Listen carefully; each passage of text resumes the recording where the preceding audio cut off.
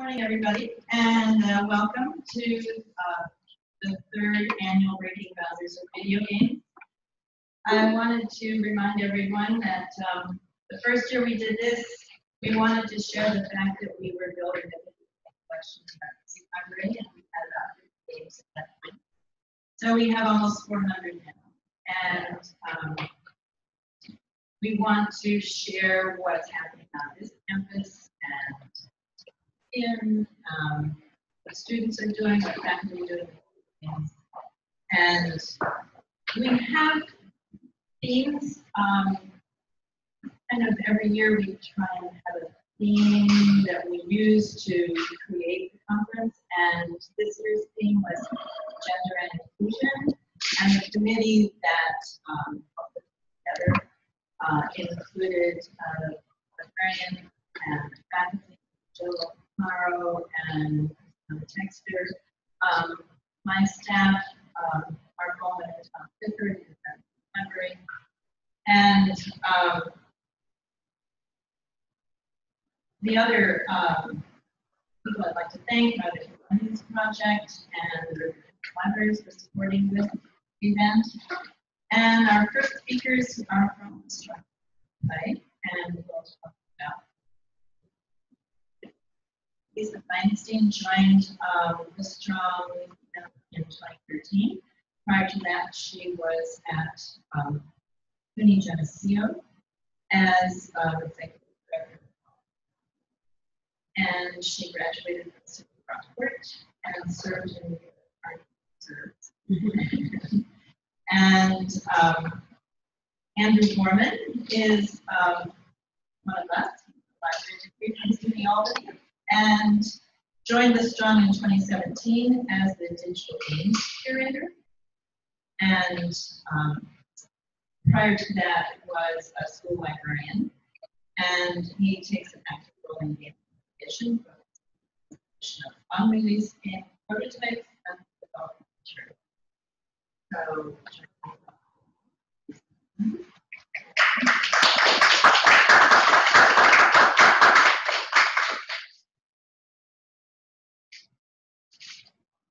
Yeah, am I on? I can talk loud anyway. I don't really. I can talk really loud. I'll hold it anyway. I was in the Army and I was a teacher, so. All right, jump into it. All right. So, how many of you guys are from Rochester? All right, so just a few. So we just wanted to give you a little background about what the museum is and what we do. So the Strong National Museum of Play is in downtown Rochester. Right now, we're about 285,000 square feet.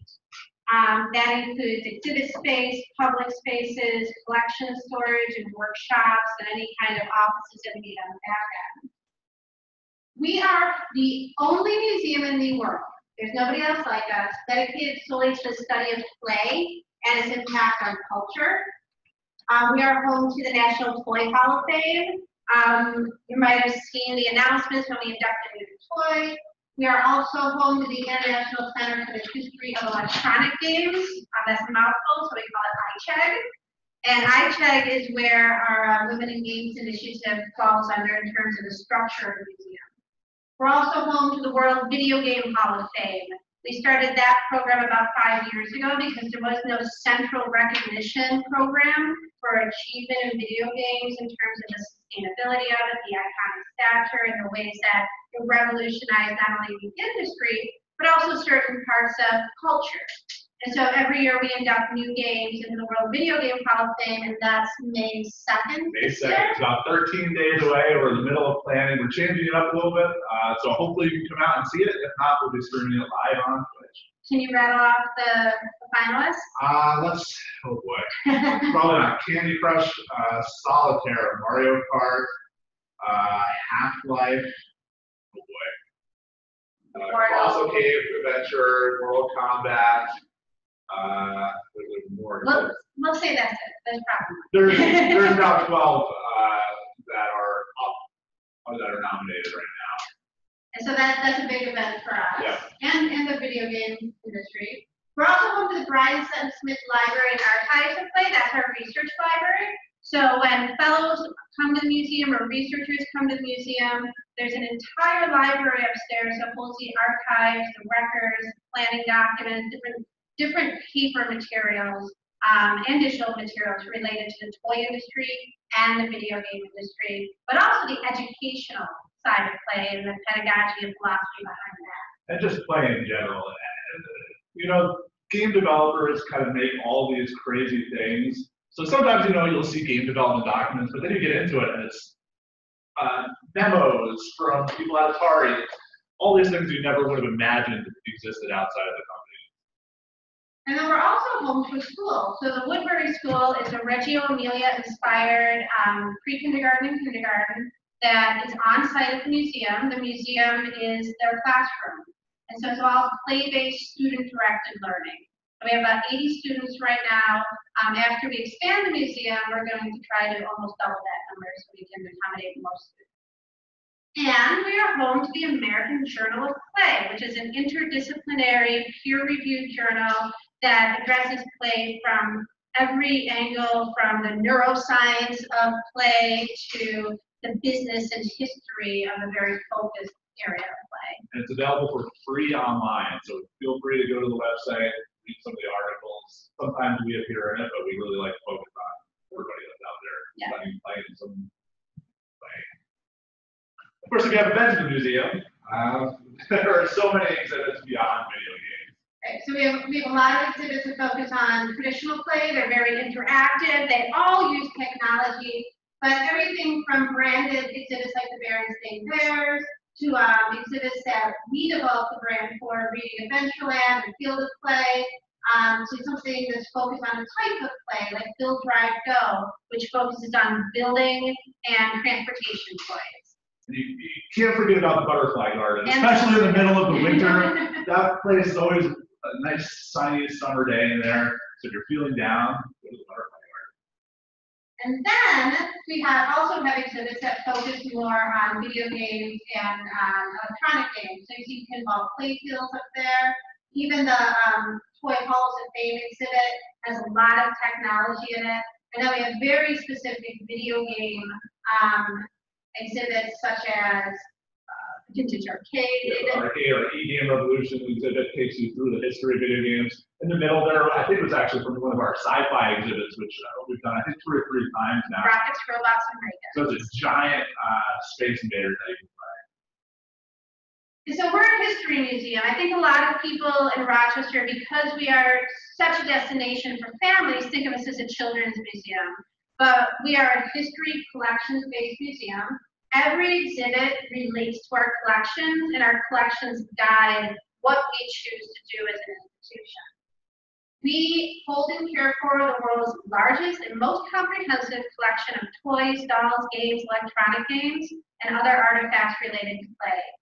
Not even counting the linear feet of archives and paper materials that we have in the library. We have more than 500,000 artifacts. So it really is a very extensive and comprehensive collection. Absolutely. So these are some of the items in our collection that we thought would be fun to highlight. The first edition of Dungeons & Dragons is rare enough on its own. If you want to track the history of video games, you really have to go back to Dungeons & Dragons. And not only do we have that, but there's actually other materials from a librarian who is using the first edition Dungeons & Dragons to teach kids various aspects, teaching them how to play Dungeons & Dragons, basically. So from 1973, Sid Saxon created these journals that really highlight play in a lot of ways. They're annotated, they're beautiful. That's available in our archives if you want to look.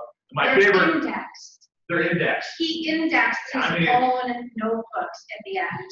They're incredible. And my favorite non-video game object is our Monopoly board, which is probably the first Monopoly board ever created. It's round because we think that Charles Darrow's table was round, so it makes sense. And I just love that. I think some of the most interesting things about that board is that he has things spelled wrong. You know, they're all the handwritten spaces, and he has Indiana spelled incorrectly, which they fixed when they put it into production. But Marvin Gardens is technically spelled wrong too. If you go down to Atlantic City, you'll see that it's not spelled the same. That stayed in production. So now every single issue of Monopoly has Marvin Gardens spelled wrong. Right. I know you like to talk about that creepy Edison. I love the creepy Edison doll. So Thomas Edison, when it comes to Edison or Tesla, I'm a big Tesla fan. So this is one of Edison's big failures, he created this creepy talking doll, and it recites nursery rhymes. It was a complete, it was a complete commercial failure. People were terrified of it. It was heavy and clunky and kind of dangerous. And he would have these little girls sitting on tables in a factory recording, and obviously very primitive recording equipment, these little nursery rhymes. But he didn't have any kind of, he didn't have any way so that you didn't hear background noise. And so you'll hear a little girl slowly recording or reciting a nursery rhyme, but then in the background you hear all these ghostly other voices mumbling. It's terrifying. So I highly recommend finding a recording of it. With that said, we are the ultimate play destination for people of all ages. We're not just for kids. Especially our happiest hour is definitely not for kids. No, Happiest Hour, we started that about 5 years ago, and it's an adults-only event where we bring in and set up between 5 and 5:30. It's a quick changeover. We close, we reopen at 5:30, and there's 3 or 4 bars throughout the whole museum, and you just get to play as a grown-up, and it attracts about 1,000 to 1,200 people every time. So we'd love to see you there. Our audience is very diverse.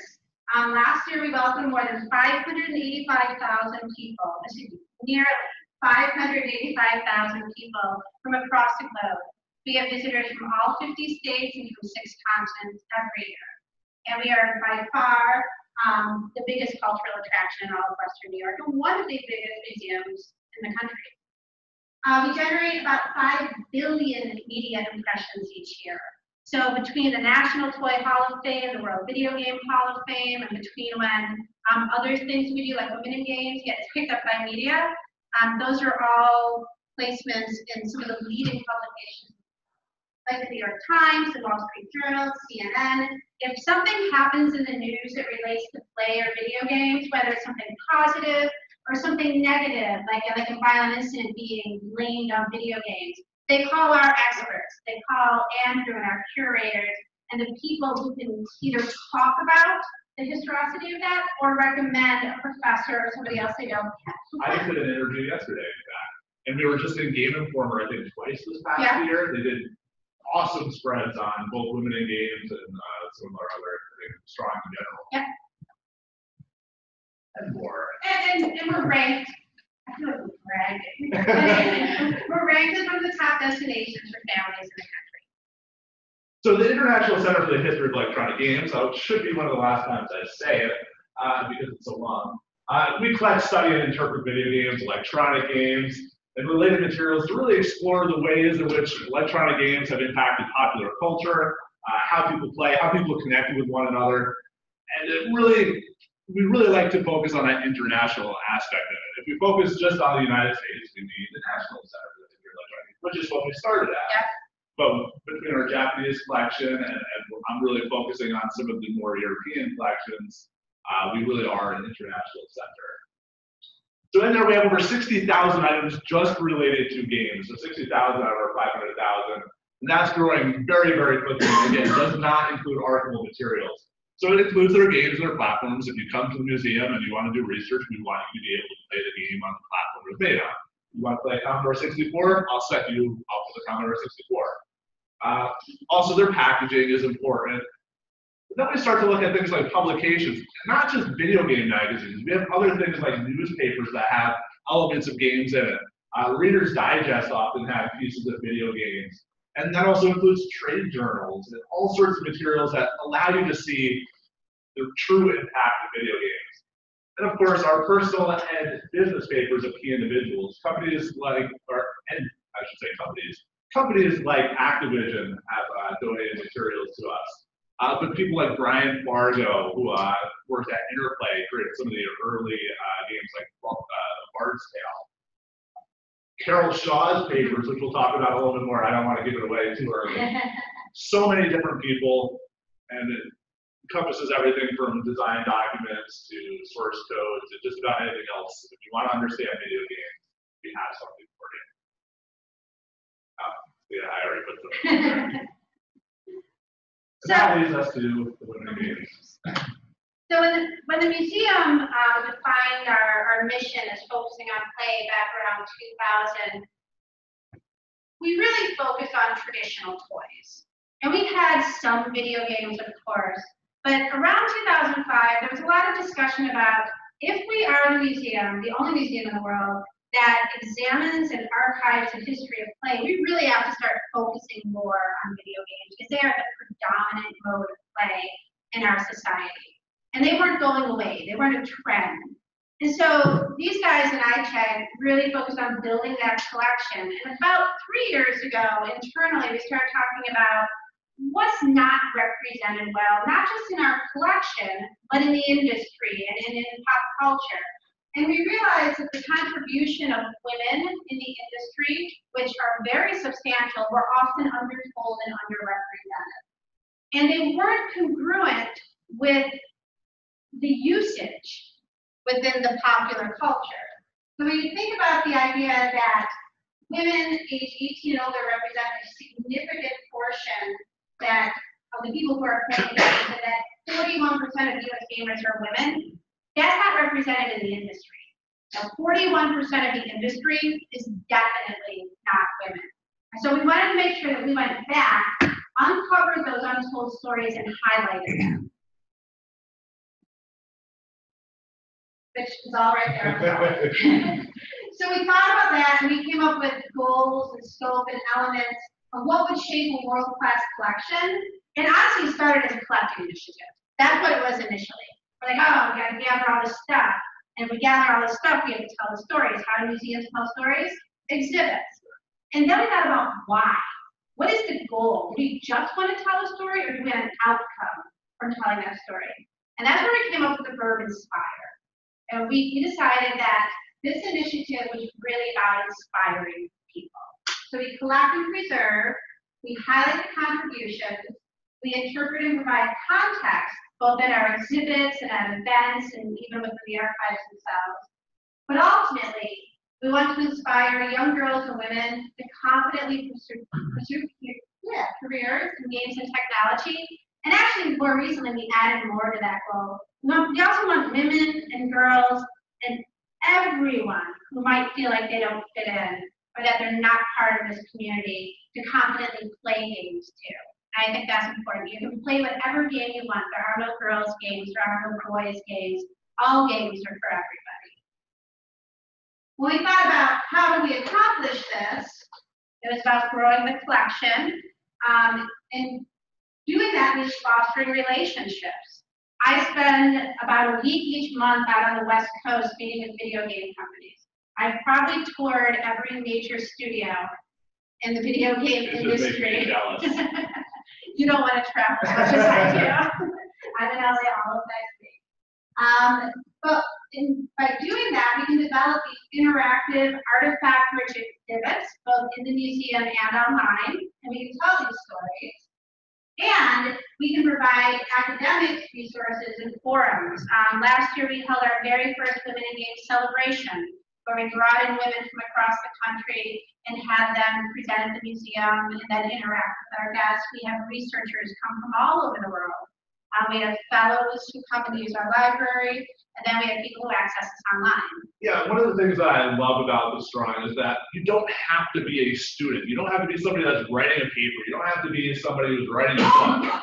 If you're a YouTuber, if you're a blogger, if you just have an interest, or you're looking into something you're interested in, if you make an appointment, we will take out just about anything in our collection and let you look at it. If you want to look through Will Wright's notebooks, when he was creating The Sims, you can do that.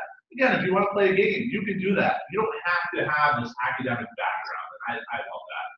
And I mean, you guys know that's not always the case. Yeah. We also have an on-site educational program, especially for kids. We have a game development workshop that we offer, and different theme days and weekend days that really focus on games. And it's not just the games themselves, it's women who make games, the characters, and the way that women are portrayed in games, and the girls and the women who actually play. So, Andrew, this is definitely your territory. So where are we now?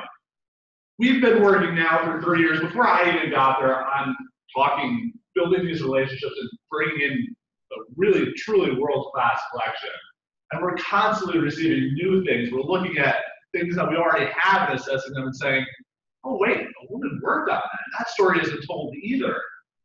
And we're bringing in things that are really helping with bringing in some of the collections too and building those relationships.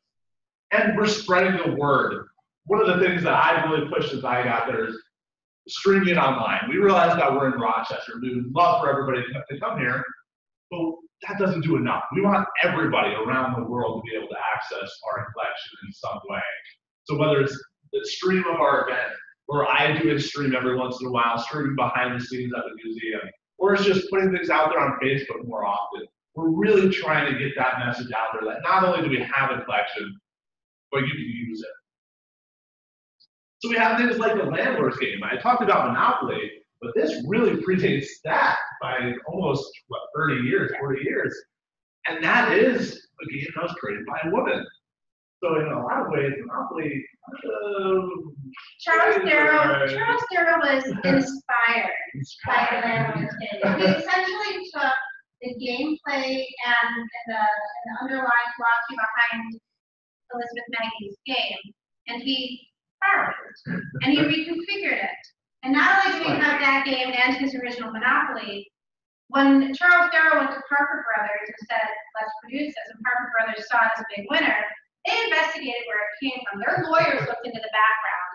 And right next to this game in one of our cases is the actual memo from Parker Brothers lawyers that says, this lady, she really kind of invented what this came from.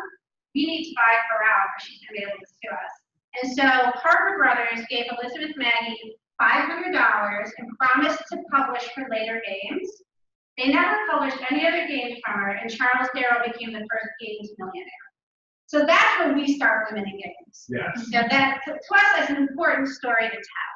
That leads, of course, into Candyland, Eleanor Abbott. I didn't even know that who made it, let alone that a woman made that game. And it's a game that I think most of us play. And my wife has a funny story of her sister bringing the board. She won't let it go, so she'll laugh when she hears that story again.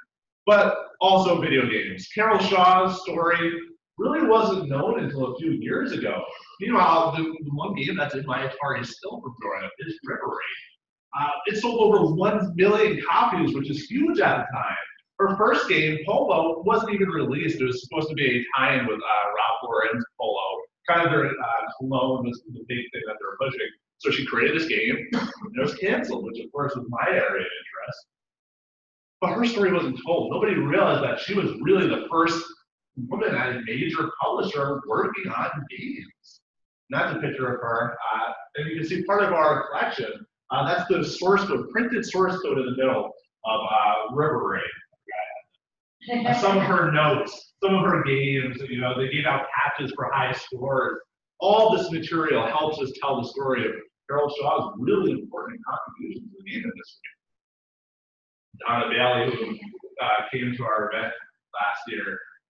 By the way, Centipede is one of the other games I forgot to mention that's nominated this year. I don't know how to do that. But she co-designed Centipede for Atari. Brenda Laurel, founder of Purple Moon. I played one of these games. They're still great. It's for everybody. And yet, when you look at mobile games nowadays, sometimes I feel like they haven't learned that lesson. I always wonder if it's an access issue. Do the people making games even realize it exists? That's why we want to push that message out there. Megan Geiser, former president and CEO of Per Interactive, really designed games for women. Best known for Nancy Drew, but we also have a lot of documents related to some of the focus groups. And it's not always going to paint the pleasant picture of, happy we're making games for girls.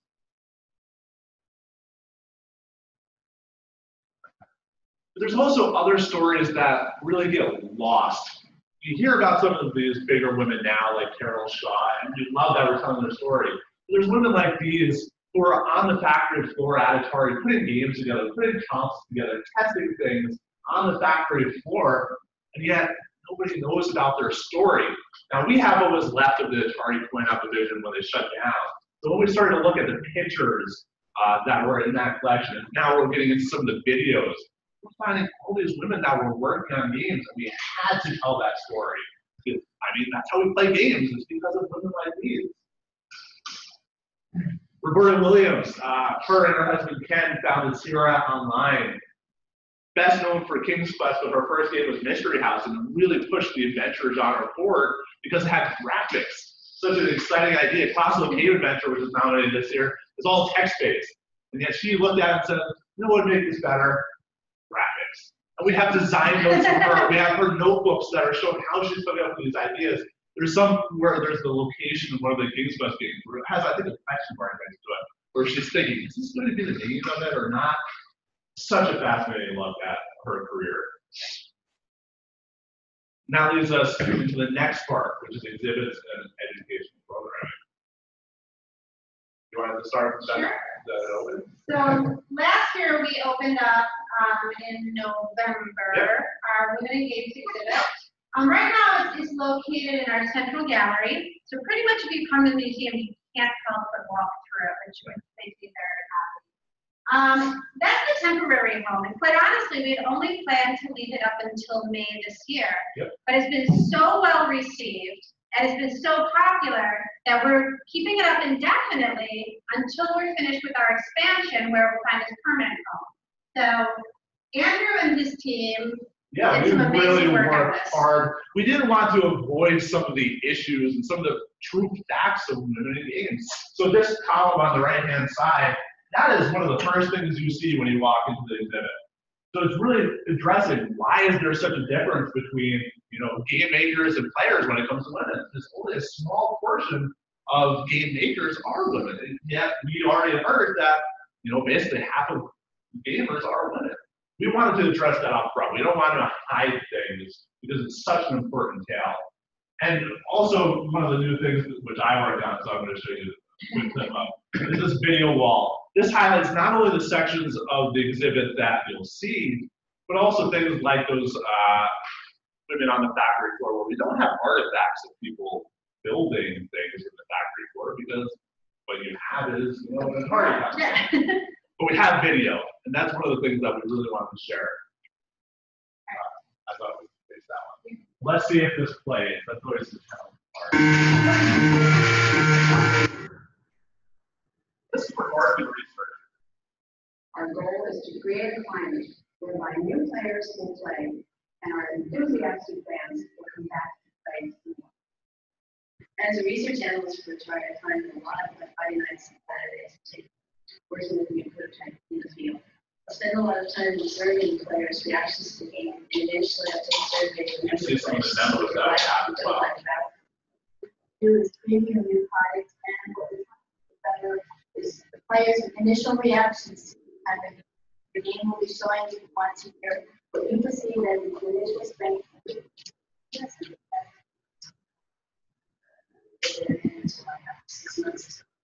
So it's really a lot of hard work, but I think it's worth it because it really helps to try to make better games. So thinking about the games that we're playing, even though games were really marketed for boys, it's women that are making these decisions. Why go and make it this way? And that's a story that hadn't been told before. And really, other than a few memos, we don't have anything else about this video. So we wanted to highlight some of those sections right up front so their stories get told as well.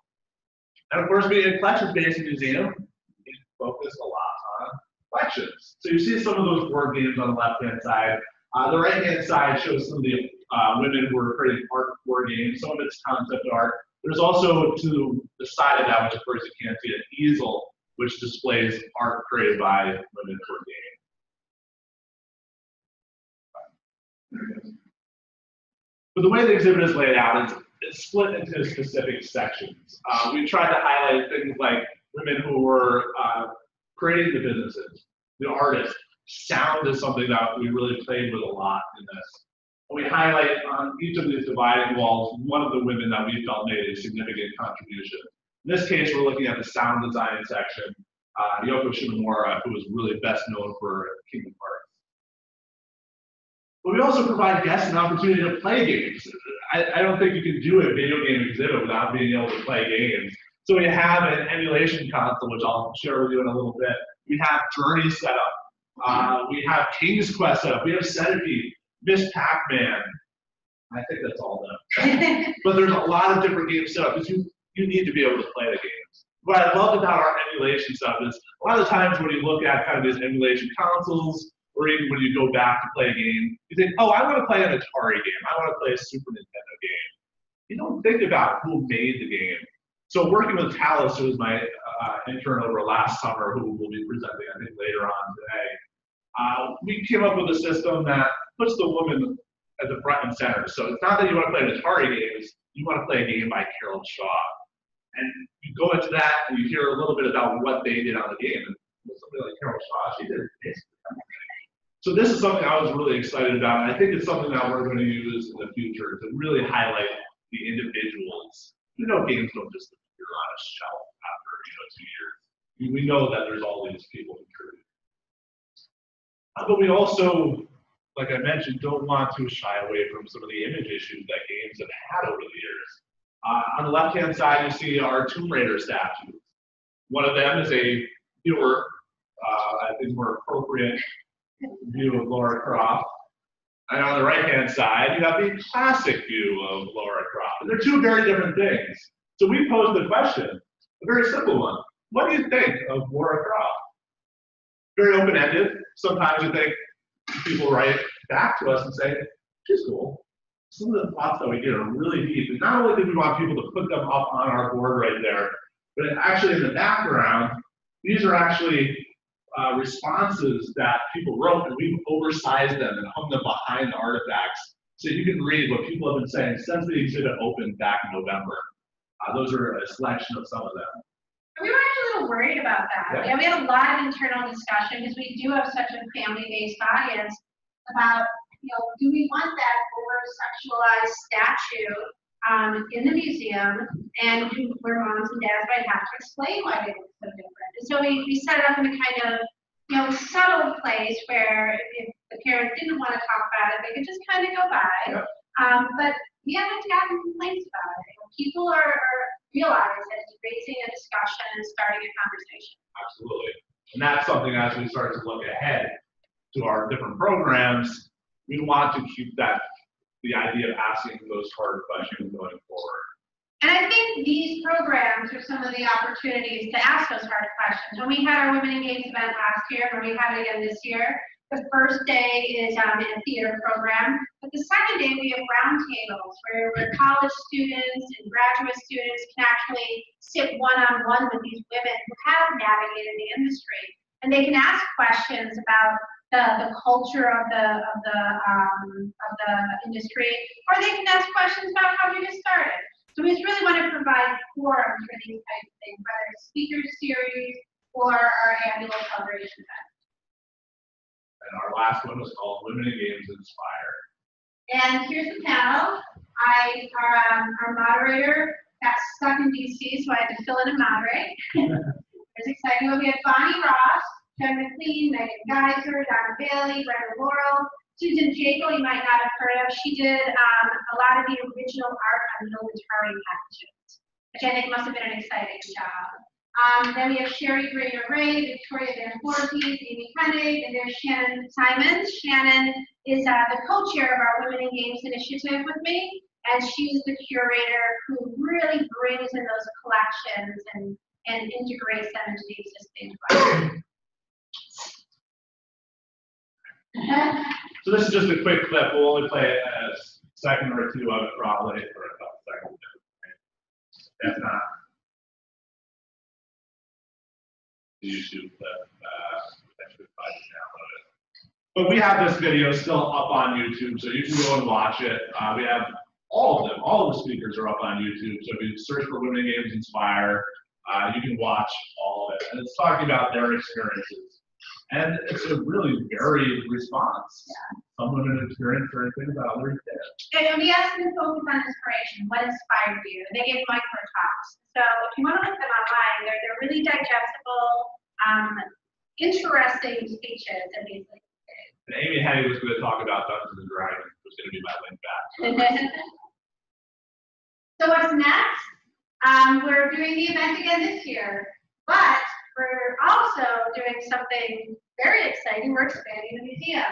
So if you're from Rochester, you can put it through the numbers there. If you're from Rochester, you know what the museum looks like. 285,000 square feet, a 500-car parking garage, and parking lot. And there used to be the interlude going around it. When the city filled in the interlude, we realized that we had a once-in-a-lifetime opportunity to take use of that land and expand. Now it's going to look like this. And so the museum is adding a 90,000 square foot addition. We are in the process of building a 1,000-car parking garage. And then we have development partners who are going to help us turn what used to be a boring parking lot into a whole neighborhood. And so you have a hotel up there on number 5, and numbers 6 through 12 are all residential and commercial mix. So we really are building the neighborhood of play. Now we're building the parking garage now because we need places for people to park while we're building an expansion. But the hope is that, okay, we did almost 585,000 guests this year, which is a record-breaking year for us. Yeah. But we hope to get over 1 million by expanding our reach outside of our current area. We did extensive market research, and the market research showed us that if we did this and we populated it with interactive video game exhibits, and we marketed in metro areas, that we could attract almost 600,000 additional people a year. We're being conservative, and we're projecting about 400,000 additional people. And so That's the whole break. that's the whole neighborhood. So what's actually going to be in it? 90,000 square feet is a lot. It is. So the main focus for today anyway is we're going to have 2 galleries that are related to video games and their impact on culture. First is going to be a new home for the World Video Game Hall of Fame, and this is one of the concepts that we're playing with, where there's a lot of lights that show interaction going on. And this will be the center point to one of the galleries with other stuff surrounding it. The idea is we want to elevate, we want to show why video games are such an important piece of our culture. We're playing with ideas of how you're interacting and learning about these games. Because we are still a museum, we do want you to come away truly understanding. Because every once in a while, we still get that question, why video games? Yeah. We want there to be no question when you're at it. Which also includes expanded space for educational programming. I thought there was another slide in there for the gallery. Yeah. So the other part is the interactive gallery, where you're going to be able to learn about video games by actually playing in some way. So think about escape rooms. Think about some of the interactive elements that go on in amusement parks, where instead of just sitting there on a controller and playing, you may be able to jump, you may be able to climb, look and learn about video games by physically interacting with an environment that is inspired by video games. But it also includes, like I mentioned, educational programming. We want to keep getting this message out there. We want to be able to teach more about video games. We actually fill up our game creation workshops. They sell out in a matter of days or weeks after we announce them. We need more capacity to do more of this. That also includes spaces for digital preservation and collection storage. Quite frankly, we're out of space for new collections. Every time we get a big collection, we have to shuffle things around or moving things around, really trying to maximize the space in whatever way we can. With video games being such a hugely growing collection, we simply need more space. But when it comes to digital preservation, this is an area that I'm focused on. We realize that the physical media is going to fail at some point. There's going to be a day where you can't go to an original NES, put it in the system, and play it. It's a shame, but it's true. And it's going to come sooner than a lot of material. Unlike paper, where it's been stored pretty decently, you can get it a few hundred years now. Video games may only have years or a few decades left on some of them. And as we're moving to an all-digital future, that becomes even more difficult because there's not going to be physical media. So we have to start thinking about that now, how we're preserving things, whether it's through video capture, which is what's on the screen right now, backing things up. We need to be doing this now, and we need the space to do it. And that's what it's going to look like. And in that new building, which is on the back of the museum and the parking garage on the left, we're also moving women in games into that building. And the initial idea for the women in games exhibit was that you'd have an area for women in games like we do now. And then we started talking, and if you have an area for women in games, you can walk right by it. And when women or anybody is working on something, it doesn't happen in isolation. So what we decided to do for the new building is to create a kind of women in games trail, where we have an app and where we have visual markers that show you, integrated into the exhibit, where a woman has worked on something, or a woman player who excelled at something, or a character that's really relevant to the portrayal of women in games. And through this app and through these visual markers, you'll go through the exhibit and have that integrated experience. Yeah, because I think that's more authentic. Women weren't doing this in isolation and creating games on their own. No, they were working with other people. They were out there just doing it. They were integrated into the gaming industry. I think it's just the best way.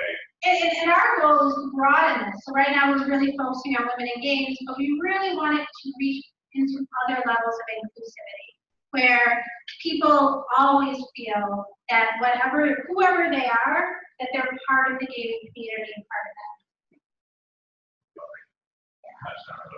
But we're also expanding some of our partnerships with video game and technology industries. That's one of the reasons why we like to come out. We like to build our relationships with U of R, with RIP, with the other local gaming industry companies, but also nationally and internationally. And second part, it's a little scary for all of us, I think, but we're really excited that it's going to be opening. There we go. Save the date. That's this year's event. We have save the date factor. Our speakers this year so far include Kiki Whiphill from Microsoft, Robin Mickey, Jen McLean, who was RTDA, but now she's at I think so. Jen Taylor, the voice of Cortana, Jennifer O'Neill from Vicarious Visions and Activision, and Ed McCormick, one of the trailblazers in educational. Yeah. So October 3rd and 4th. And contact information. We have Shannon's information up here as well. Like we said, she is really the co-creator of the Women in Games Initiative. I'm here because she could not be, and I work on a lot of the exhibits. But if you want to ask us any questions, reach out to us. Feel free to reach out.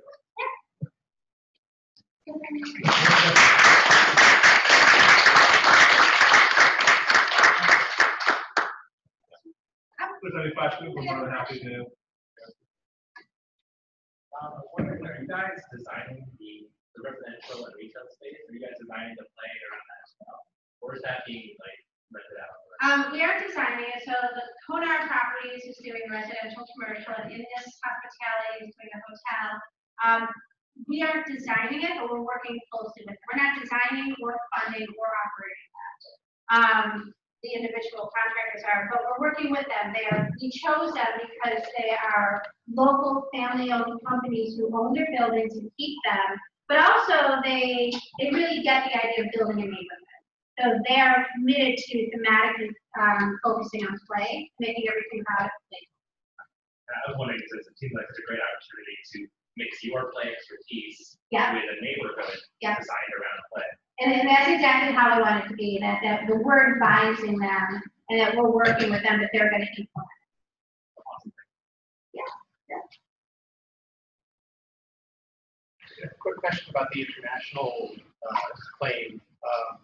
Are there archives, museums in either the EU or Japan which are similarly archiving, exhibiting, and basically sharing the mission?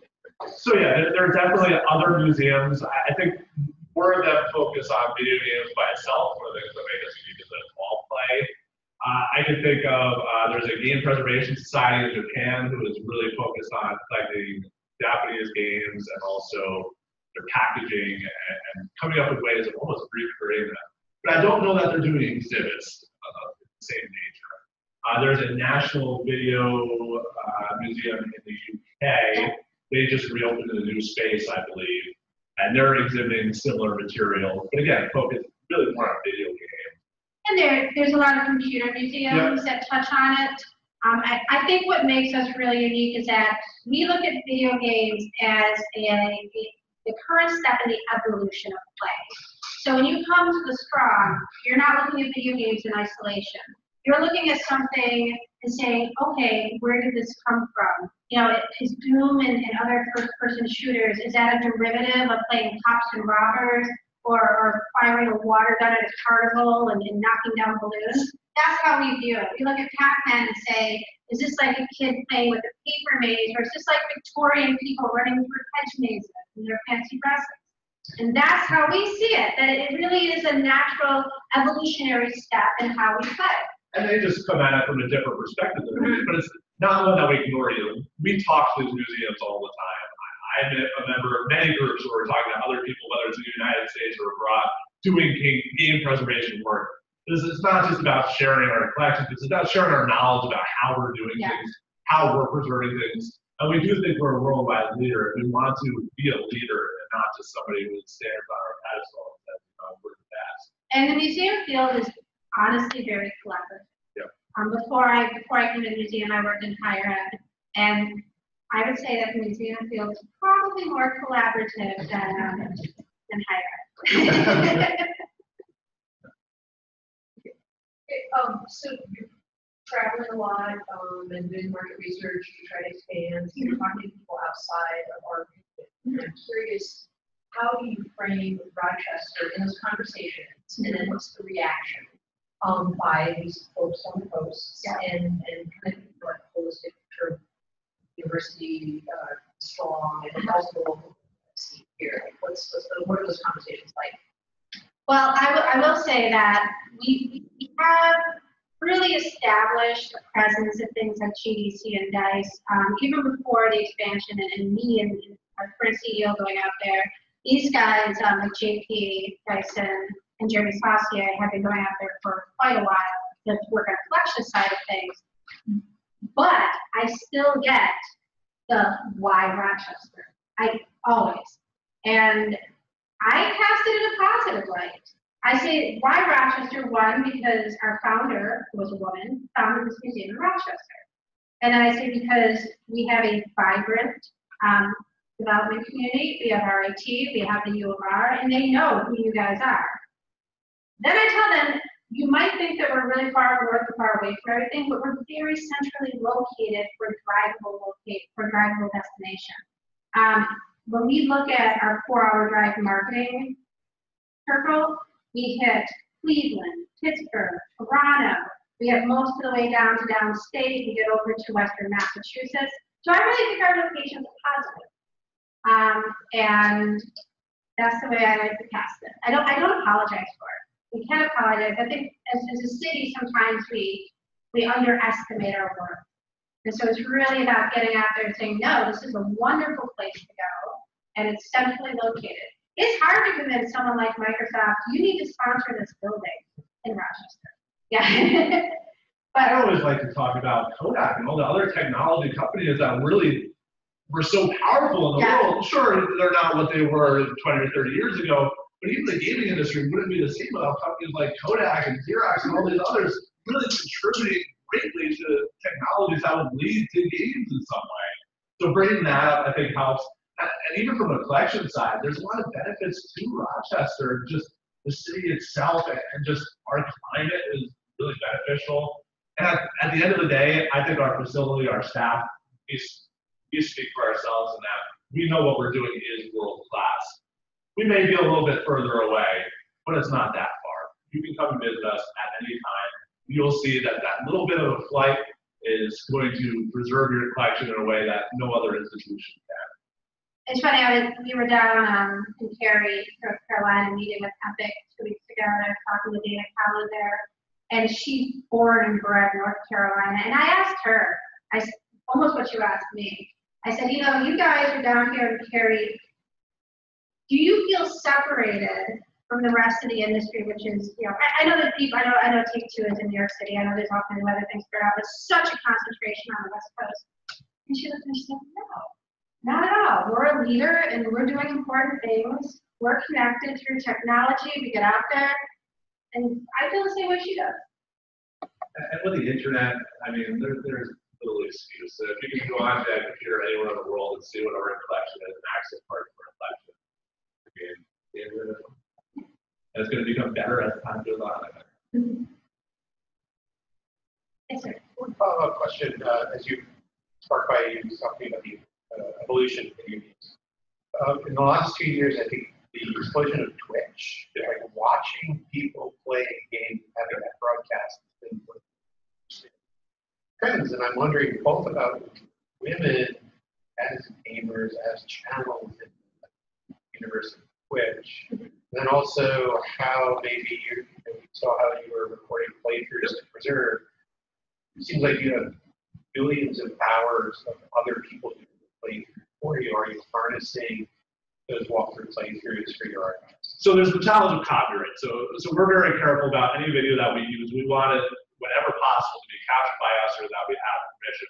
But actually, one of my goals this year is to reach out to one community that creates a lot of video, and it's a local community. We have a speedrunning community in Rochester. It's one that I follow a lot. So they're one where I'm going to be meeting with a few of the members of that community and really trying to figure out what does it mean to preserve a digital streaming community. What is it that I need? Of course, we need the video, but there's more to it than that. It's the events that they hold, the connections that they make with other groups. It's all the planning, the time that goes into what a stream looks like. So that's one of the communities that I'm going to use as a stepping stone of what does it mean to preserve a digital community in general. So that's something that I'm working on this year. And on the collecting side, I think it's important to harness that energy and that movement to connect with influencers on Twitch and to make sure that they know about the museum and to make sure that we have advocates in that field who can say, oh yeah, I've been to the Sprague. So there's the collecting side, but then there's also the kind of business promotional side of being a voice and being a presence in that movement. And even when we think about who we're inviting to the museum, who we want to come out to all these events, a lot of it is that community on YouTube. Because that's actually what I did a lot of with my game preservation work before I came to the museum. I was finding games that never came out just on my own and putting videos up that told those stories. So I relate to that. So I look at people like the gaming historian. There's all these different collectors like John Rakes, Kelsey Lewin out in Seattle. She was just out at the museum a couple weeks ago doing research. Those people are the ones that we want to know. We want them to come here. We want them to share what they're finding online because that is how gamers and other people consume video games right now. So not only do we want to catalog things that they're making, we want them to be sharing that as well. I think what I was trying to get at is Twitch as a subject to be studied rather than to be used. Yep. Absolutely, and that's part of gathering materials right now is trying to identify what is it that people are going to want to look at 10 years from now for Twitch. It's hard to predict right now, and we have books where we're talking about the rise of Twitch, how people are using Twitch to do things. So we have books that are related to it, but part of people coming to study Twitch is identifying those materials. And as the collection grows, I think it's going to become a lot more clear what it is that people want to study about Twitch. And we also have a lot of conversations about how do we tell that story in an exhibit. In an exhibit like the ones we're building, is it time to talk about Twitch and that movement? How do you tell that in an exhibit? We're also talking about esports. How do you tell that story? Things like that. They're not artifact-based in the same way that other things are. No, one of the greatest things about our collection is having all those periodicals, we can look back at arcade scene, how their high scores kind of really led into all these other esports and other communities that have grown out of these different places. So it might be a cop-out, but it's always an ongoing conversation. Yeah. How do we tell that story? What stories need to be told? How do we archive the items behind that story? So we're in phase 1 right now when it comes to Twitch, but it's something that we don't want to lose.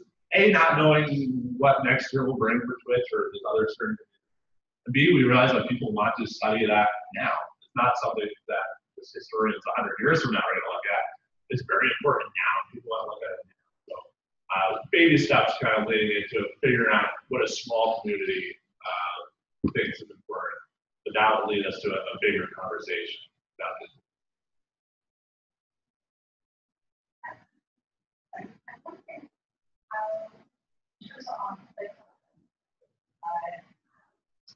The museum how that affects, affects video games.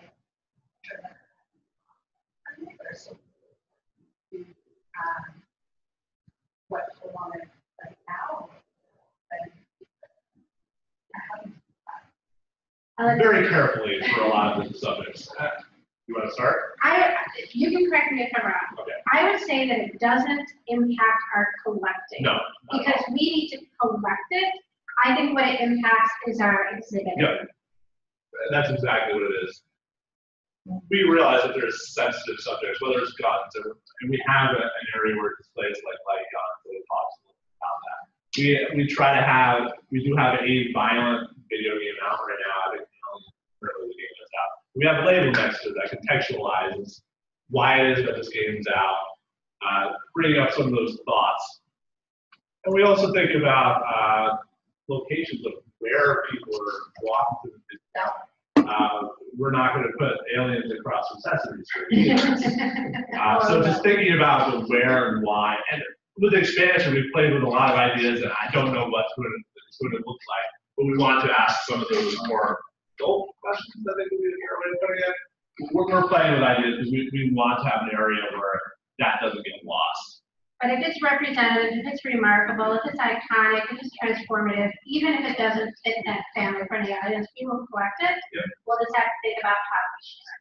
Yeah, we may not put out Mortal Kombat action package, but we have Mortal Kombat. We have materials related to Mortal Kombat. We have all this. So if you want to come look at it, it's still there. So the collection is huge compared to what's out. Well, thank you, everybody, and thank you for having us here today. We appreciate it.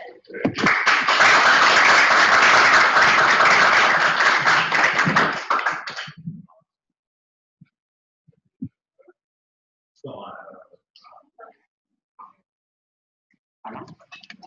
Thank you.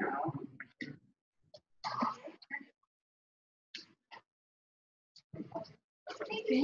That was wonderful. thank you.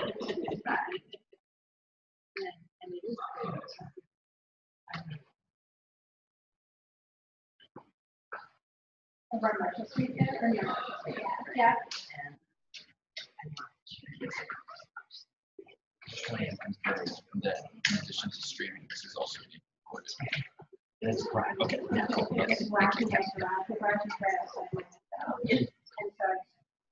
I know. I think we tried to get it last year too. We did, yeah. She was available. There's a lot of women involved in game music too. Yeah. Really cool thing there. Yeah. It's challenging again because of the schedule that they work on sometimes to get them to commit. Or utter lack of schedule. Right. Yeah. Especially, October, November, that's a busy time for game development. Yes. We're already picking the date for 2020 because we've had people who said, I can't make, this year. I wish we could do it all the time. Yeah. We're thinking about inviting back last year's speakers as like alumni kind of thing. And we're trying to figure out, can't afford to pay to bring them if they're not speaking. But we think they'd be interested in coming on their own because they loved it. They had us create a Facebook group for them, I and know the girls and women were at the round table, so that they can all keep talking. Wow. They asked us to do that. Imagine being that kid, like on a show and being in a private group with these women. And we met with a few of them. Oh, yeah. It's all they came out. Sherry Greener Ray, Bernard husband, is back this week Cool. to show him, just be great. Yeah. And Really showing like how big it is. Oh, like it's one thing for us to say this, we know it. When other people say it, especially people like on it, 343, it's huge. It's great for us, it's great for them. Yes. Absolutely. So we want to work with them. I think there's women in games that got us into stuff to Microsoft.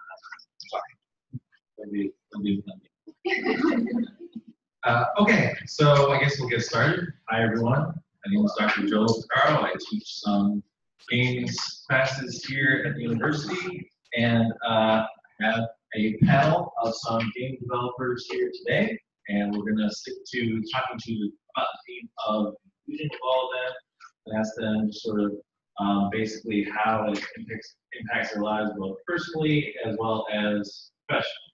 So we put a list of questions together, and I'm just going to sort of throw it to them, and then I think we can be very casual in terms of basically if people want to raise their hand and get in on questions during the process, that's fine. Otherwise, we can just save it for time. So I think we'll start with if everyone just wants to introduce themselves, say name, where you work, and what your role is there. And just... Sure. I'm Joelle Brenner, and I work with. Oh, right. Sorry. You have to. Good. Okay. Oh, I see. All right. Well, I'm Joelle Brenner. I work at Working Man, and I'm a senior designer there, and I also run a finance. I'm Sandra Rada. I'm a producer at Oxford.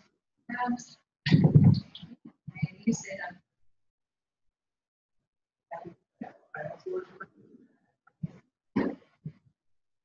I'm Rowan Crafty in Monroe. I'm a designer. I'm Tiffany McFarland. I'm the lead animator for You can keep that. I'll just hold this. Parker spell out. Okay, so we'll start with the most basic question, which is, what does inclusivity mean to you all individually? Just blanket statement. Which is a simple question.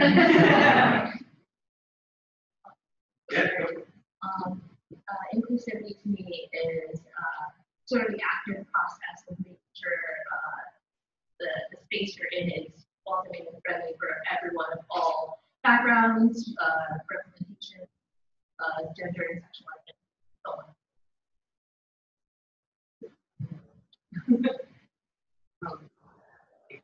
Seems like that should be like in things too. Probably have to support that should be.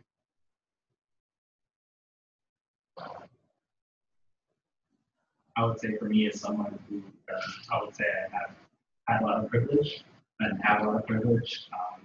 For me, it's learning, listening. I don't pretend to know. Yeah, it's always funny. I teach a couple of classes, sections about ethics. It's always funny to learn between where things should be and where they are, and sort of how you try to bridge that gap for sure. So what was the first time that when it comes to games you recall feeling truly represented in a game, in any aspect? What was the time where you feel like you really connected with either the overall narrative of the game, or a specific character in the game, or a situation? What was that experience?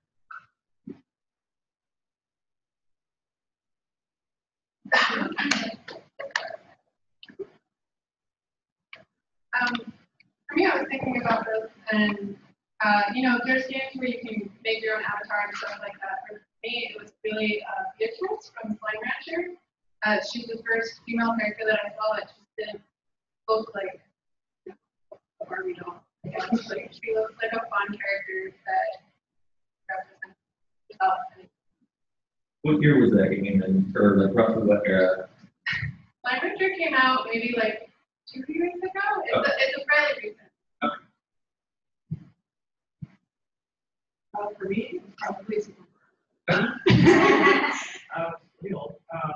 But I remember being very young and realizing at the character select screen that there was a girl that you could play as. And even though I don't necessarily like go for the female characters every time, that was the first time seeing like, female characters. And she was like, I was gonna say it happened to be the best one in the game too. So some people are. I probably have two. Is that okay? I think that's okay. I think we'll. One was probably Harvest Moon for the Super Nintendo because that was the first game I can remember I ever picked to play a girl, and like in that game you can get married, so that was like a big deal for me, being able to pick Bachelor. And then the second one was probably True because that was the first game series I ever really actively played with my mom. And I played like at least 90% of all the games. That's a lot of games. Yeah, there's like 30 or something. Right. Okay, and then what is the time when either in a gaming-centric either situation or community, or even maybe just coming to a game you were originally very excited about, and you found that it felt unwelcoming or exclusive in some way?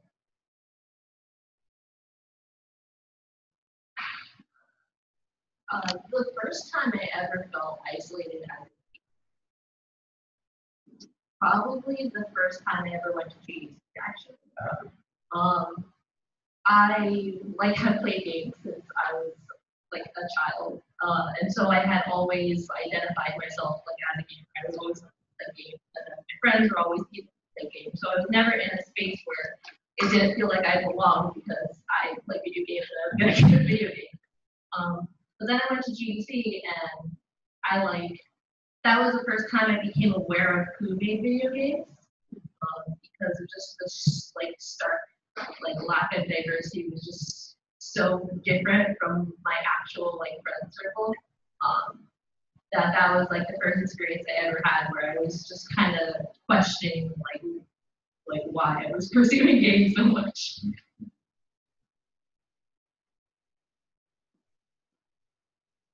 I think something that I noticed relatively, maybe not the first time, but I really love The Sims 4. I love it. But I noticed that in the newest of their free sim mode, it's supposed to be relatively inclusive and have female and also choose with hairstyles and clothing styles they prefer, different from those in gender. But what I found was in those selections, it's always male or female, and if you find a choice you identify as a spectrum, that was really hard for me to say, yes, I do present okay. And if I want to create a character who is truly representing feeling, I can do that. And I just found that to be really cool.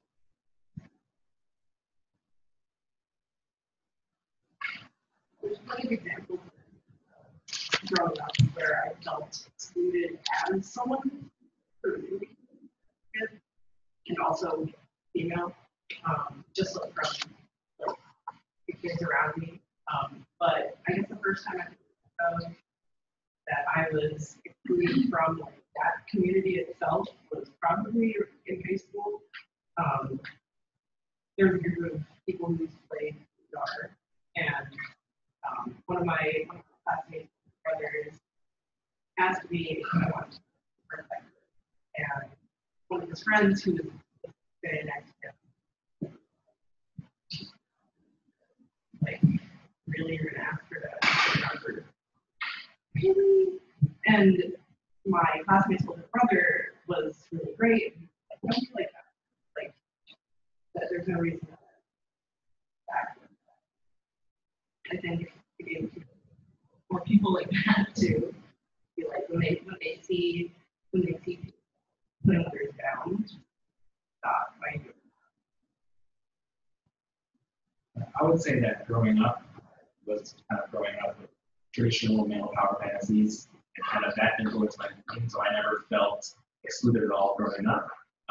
And as I got older, I became more sensitive to violence. So I would say that that's something that once you become sensitive to, or you are sensitive to the get-go, suddenly I was able to empathize a lot better with people who were not even totally being excluded by the core game industry, so to speak, AAA, because so much of it is focused on violence. How many people are excluding because of that? That kind of opened my eyes a lot in adulthood, but that we're just leaving huge just by focusing on one vision of what people do. And obviously I'm generalizing and not speaking for how diverse games actually are on the outside, especially in the indie space. But it did seem like it seemed like there's a very heavy focus on violence, and that caters to diversity.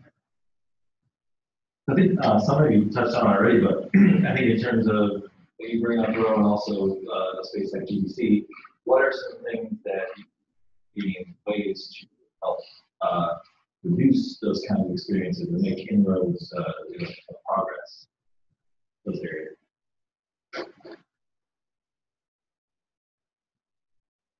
I've only ever been to GBC once, and that was last year. But I remember loving the fact that they had the name tag flags with pronouns on them. And I saw a higher percentage of people expected using them, but I was not encourage friends and people who were there with our group to like, hey, use them, even if you don't feel like it's necessary. Normalizing it makes it better for everyone and makes me more comfortable using it. But I love that they were there in the first place, but they were hard to find.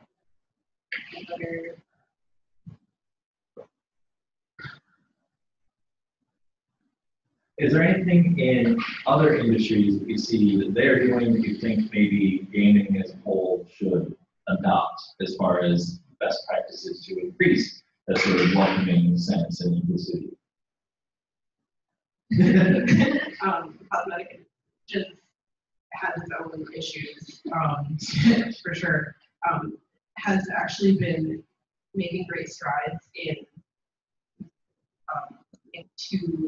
buying products. You know, if there's a company that only has a certain number of like skin shades for a foundation, and listen to people who are like, you know, more of a variety, and they do that.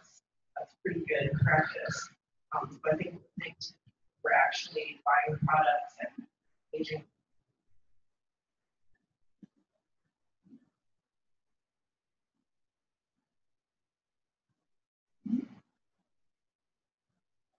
It's like, I feel like it's such a hard question because I'm asking nothing but hard questions. it's just the video game industry has such a specifically unique toxic problem that like other industries don't have. So my background isn't film. Like I was originally an film before video. And just the gender split alone is like dramatically like stronger in animation than it is in video games. And you can argue that it's for a lot of different reasons. Like animation has like a broader range of like subject matter because a lot of animation gets like targeted towards kids. Like maybe that naturally just attracts like hiring like recruiters to gear towards more like women-centric portfolios.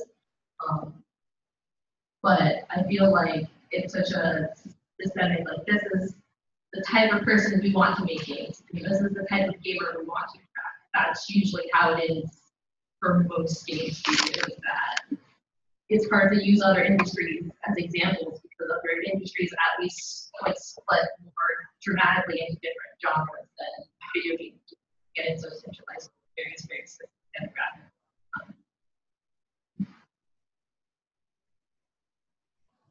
I don't have specific examples, but I think that other industries have a concept of VR as a focus and as even a passion at its best, right? And video games think of HR often as an afterthought or as just a legal barrier of some kind. And I think that just that pure attention to people as people and you know, how to value them as people as opposed to kind of disposable peons. And I'd say that, but it's a truth, especially at larger companies. It's very easy to kind of churn people through, and it's very hard to actually, if you're not thinking about it and you're just focusing on major game deadlines, it's very easy. That system, that structure that's already inherent in the company to just keep happening, to keep reinforcing themselves like a snowball. You kind of have to get in there and question the structure, question, you know, how can we actually be more inclusive in our hiring? How can we be actively looking for the person, right? Those things only happen if you question the structure, and that can't happen if you treat HR. That's actually an excellent segue to the next question, which is, so if we accept as a given a certain volatility in working in the games industry, how does job security in that industry interplay with inclusion or the way that the mentality brought up maybe gets in the way of that?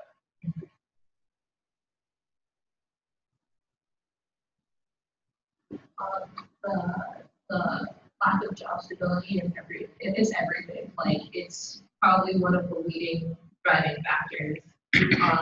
It's easy to say like, oh, like our team just naturally happened to be like, you know, all like straight heterosexual white men because they were the most talented. Like, it's easy to say that, and like not take into consideration any of the factors of why you might not be getting the applicants that you're expecting for a specific job. Like, I can't tell you how many times I, while job hunting, will like, you know, go to the website and like look at their staff picture, and then I won't see anyone, like a single minority in their picture, and then that makes me think about like the structure of the company. Like, why has it taken them this long in this large corporation to find like one token person? Like, not even a token is there. I feel like people who are in like people who are minorities already have like certain societal barriers. You know, that could be like economic background, family structure, things like that. And so when you have jobs that are like in some of the most expensive cities in the world, couple with job instability, like that's not going to draw the attention of anyone besides people who already have safety net. Yeah, I would add to that. I agree 100%. I feel that you know, crunch culture that comes from such as larger companies, but seems to be still embedded in our industry. It's inherently ageist and sexist, right? Because it's gonna really benefit the sort of males in their 20s more than anyone else. They're the most likely to succeed in that kind of environment, and it's gonna pressure out women and people. So that naturally, systemically leads to a lack of diversity. I know something that I remember from the Women Games panel last year was actually just even talking about where companies place their ads for these kind of positions. Place them in places that only certain demographics tend to view them, and that's naturally good. Even though then after the fact, when the process you think is purely objective, if the start of the process is not. How have experiences with inclusion changed or impacted your career also, specifically where your path, either how you got to where you are or day to day, what that means for you and what you end up doing for your job?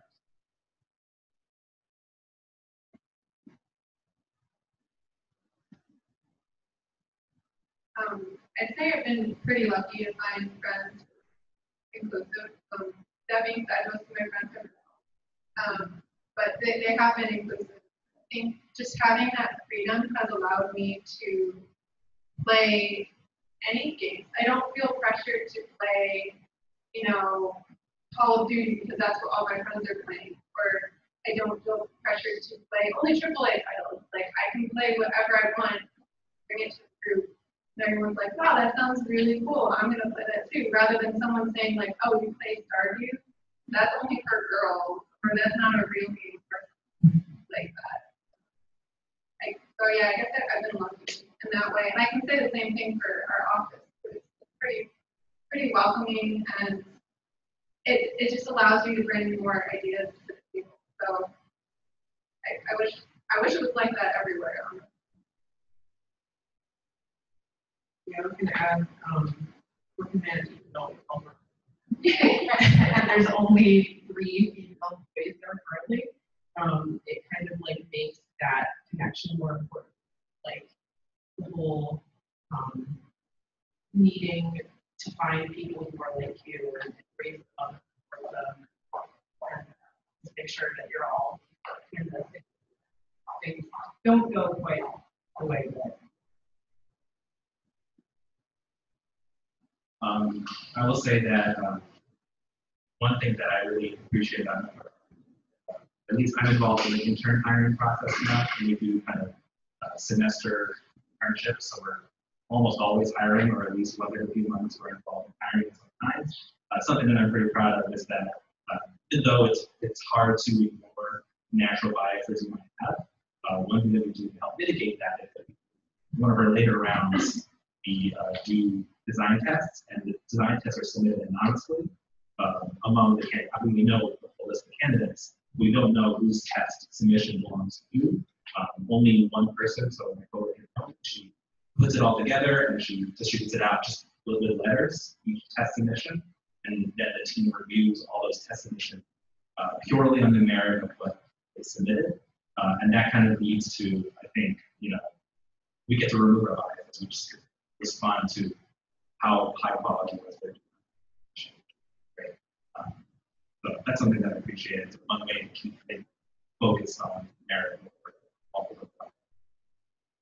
And Sam, so you work in a team of 3 almost exclusively, right? So I would assume that makes this process, it just allows you to have a lot more control and input, right, in terms of making that a reality. Definitely.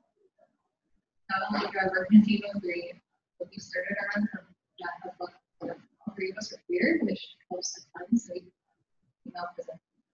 we present with people that all understand some inclusivity, all believe in the same listening experiences that are. I believe that something hyper games right now. I think that shows art style and how we make those products. So yeah, that was and to me my progress as a game team and so far. So okay.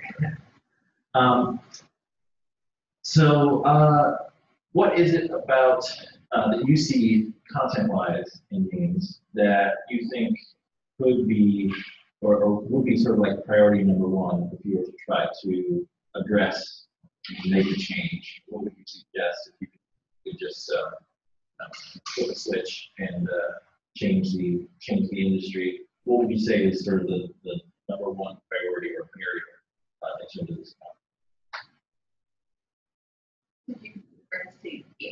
Specifically, what's inside the game? Yeah, not the industry around it, but actually the content of it.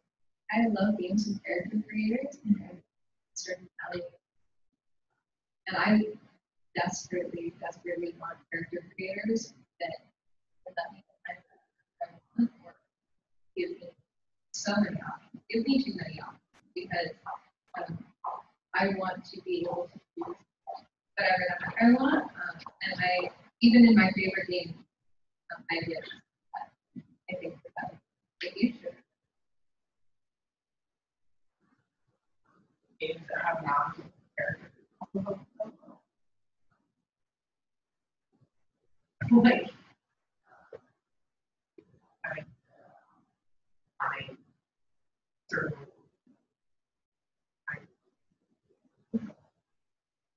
Council alone, maybe? yeah.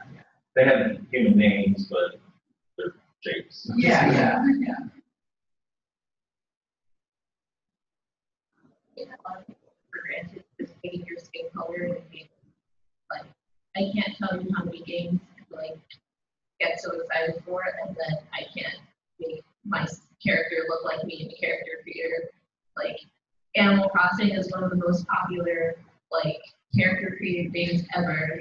The CEO was black, and there is no game like game where you can pick your characters. Like that's something that always kind of bothers me deeply with games with character creators, because like you went through the effort of like letting the player design themselves, and then you still only limited to how certain people like present themselves. Always very frustrating. You mentioned a couple games, Stardew Valley that does it well. I think others that come to mind, particularly you think, oh, this is a good example of the right way to do it. And are there examples of things beyond just an exhaustive character creator? Even predefined character, you think this is a good example of the right way? Well, I just complained about Animal Crossing, but Animal Crossing is a good one. The most previous one wanted, so regardless of what gender character you pick, you can finally wear whatever, all of the toy models wear skirts and dresses, and the characters don't react to it in any sort of weird way. There's also there's this indie game called Monster Prom, and it's on Steam, and it's like a like multiplayer dating visual novel game. Is it?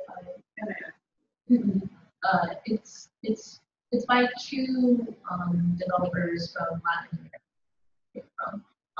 But that was the first game I ever played where you could pick your pronouns for your character. Like you can even type in your own pronouns. You don't even have to pick your own. So, and you can pick any of, like they have 4 characters that you can play as, and they are all presenting in a specific gender. But you can pick any character you want and assign whatever pronouns you want, and all of the characters in the game will refer to you by those pronouns. And you can date anyone. Like everyone is bisexual. I don't know if this is tangential to the topic, but very recently, as of 2 weeks ago or so, there was a huge discussion about difficulty versus accessibility.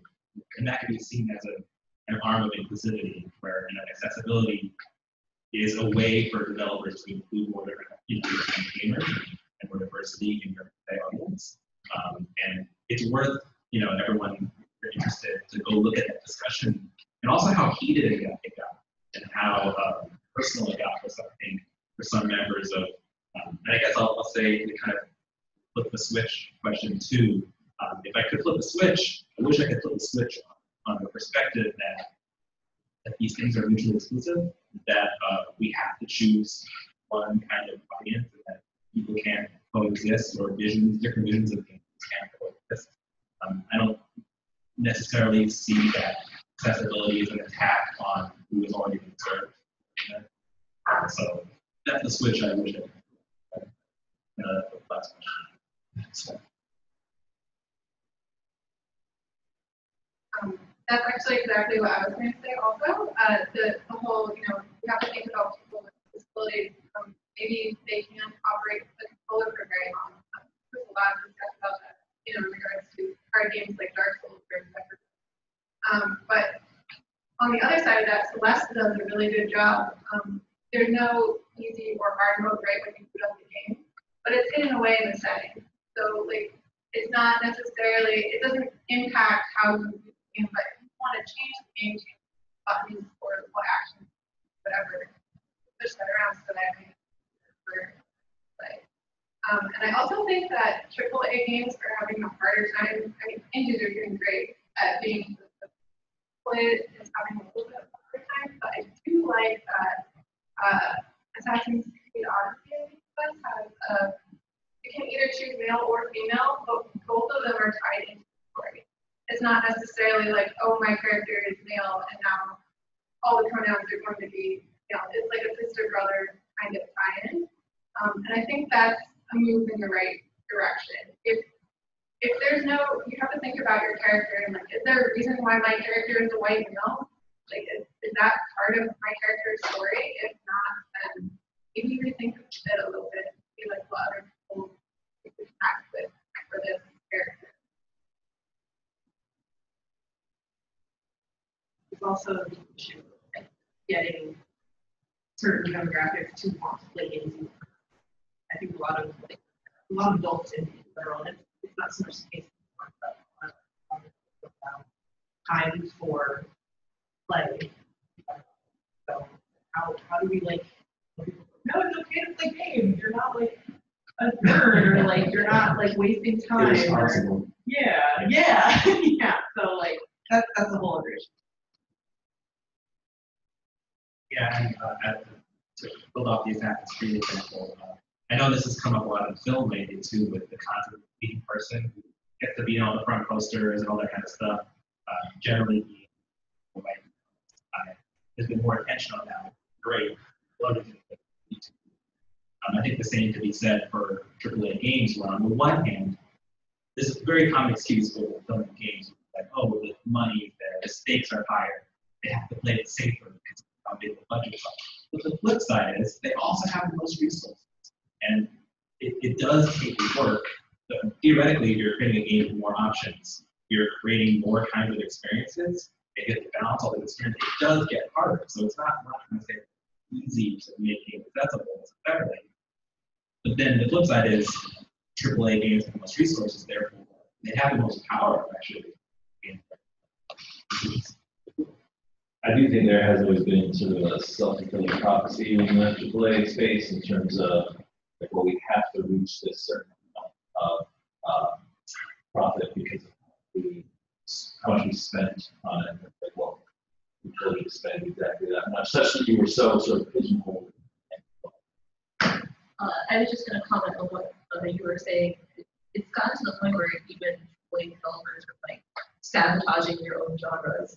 When you have situations where like The Sims City does horrible, and then City Skylines does amazing, and then you have Harvest Moon do horrible, and then Stardew Valley does amazing. I think like people want the games that they've always liked playing, the games that they like grew up with. But when you like start hyper focusing on having one specific type of game experience, sort of like the groups of people that you had before. And there's no direct correlation between money spent and game quality all the time, right? It helps, but it's not. So last real question for the whole panel.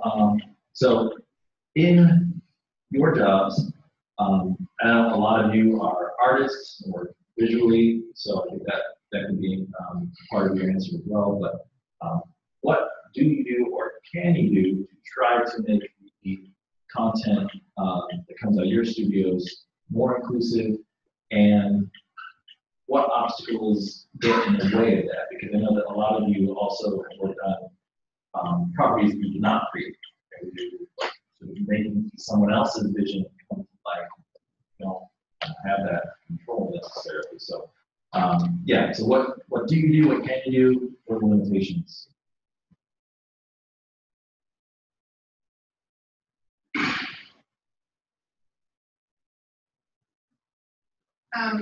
Limitations, media the client.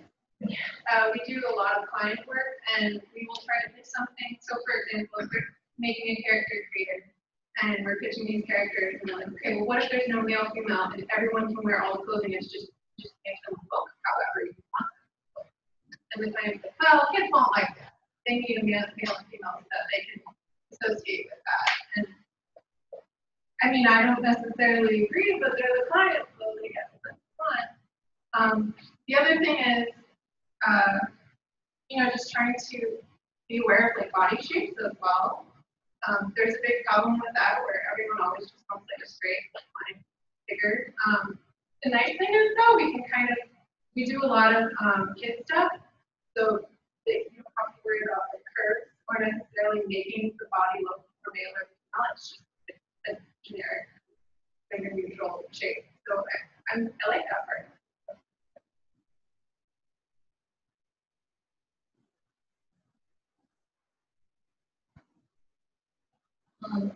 I'm just an animator, so I just animate what gets drawn, so I don't have that much influence on it.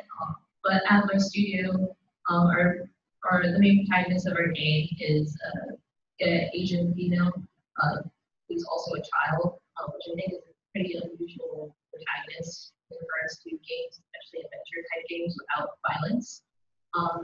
So me as the animator, I work very closely with the lead artist to talk about the character's personality, like how does the movement look like. We even recorded reference footage of the lead artist's sister to get like the feel of the character.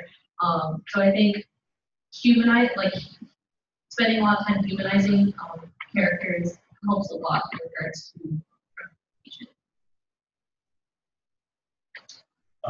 I'll harken back, just getting more diversity of perspective. I'm not a visual designer at all. I'm actually pretty terrible. But as a designer, I believe that designers should try to make informed decisions, and rather good designers should try to do that. And part of that is getting a diversity of perspective on both ends. One is diversity of perspective from other designers in the team, and that means that the more diverse your team, the more diverse perspective going into the design naturally, right? Especially because more than what you might think of design comes from instinct. And if everyone's instinct is a narrow perspective, it's going to reinforce itself, right? And then the flip side is, of course, diversity of player base. If you're relying on instinct of a narrow designer, you're going to avoid the potential diversity of your player base. I mean, to give an example, I work at a mobile company, casual games for a predominantly female audience, yet my company is predominantly male. So there's something about that, right? And that's nothing to say about Funkatron. We do strive for diversity, but it's something where we can push harder to get the diversity on our end and outside. We would reflect. To tie back to that, as a primarily local small business, our past does play testing showcase. And right now, our main game is Minecraft. So there's not a whole lot of like personification even of that character, but making sure that like they try to get as diverse and as widespread of an audience play testing that game, taking all of their craft inspiration, make sure that the all players, which is really I saw some of that. That cow had a lot of personality. Being a cow. At least for me, really important that I think I can bring diversity and even like the from the world experience that like get yourself in like a situation and learn from you bring that to your work.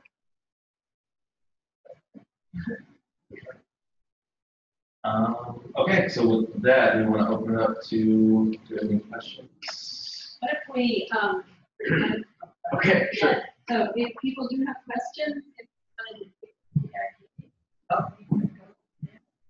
further discussion.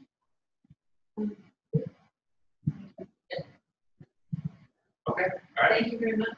Thanks, man. Good job.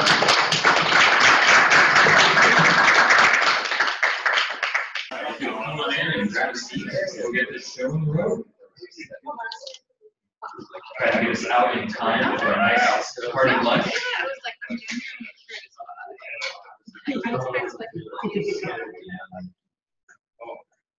Maybe I should crack a joke. I told that works. Do you know why seagulls never fly over the bay?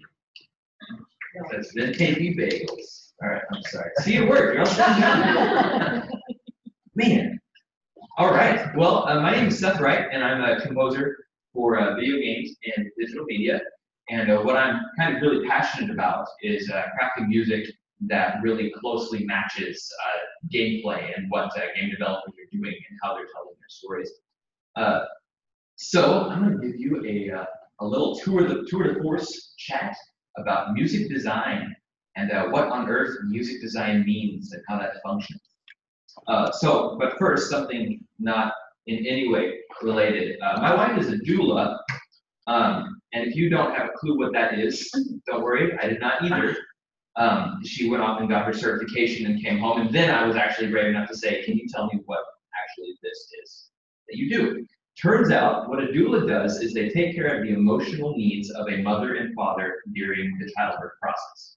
So as opposed to a midwife who literally helps people out, the doula helps with the kind of emotional and psychological side of things. So, and I promise this is actually relevant, I want to read you a comment that one of her last clients gave her.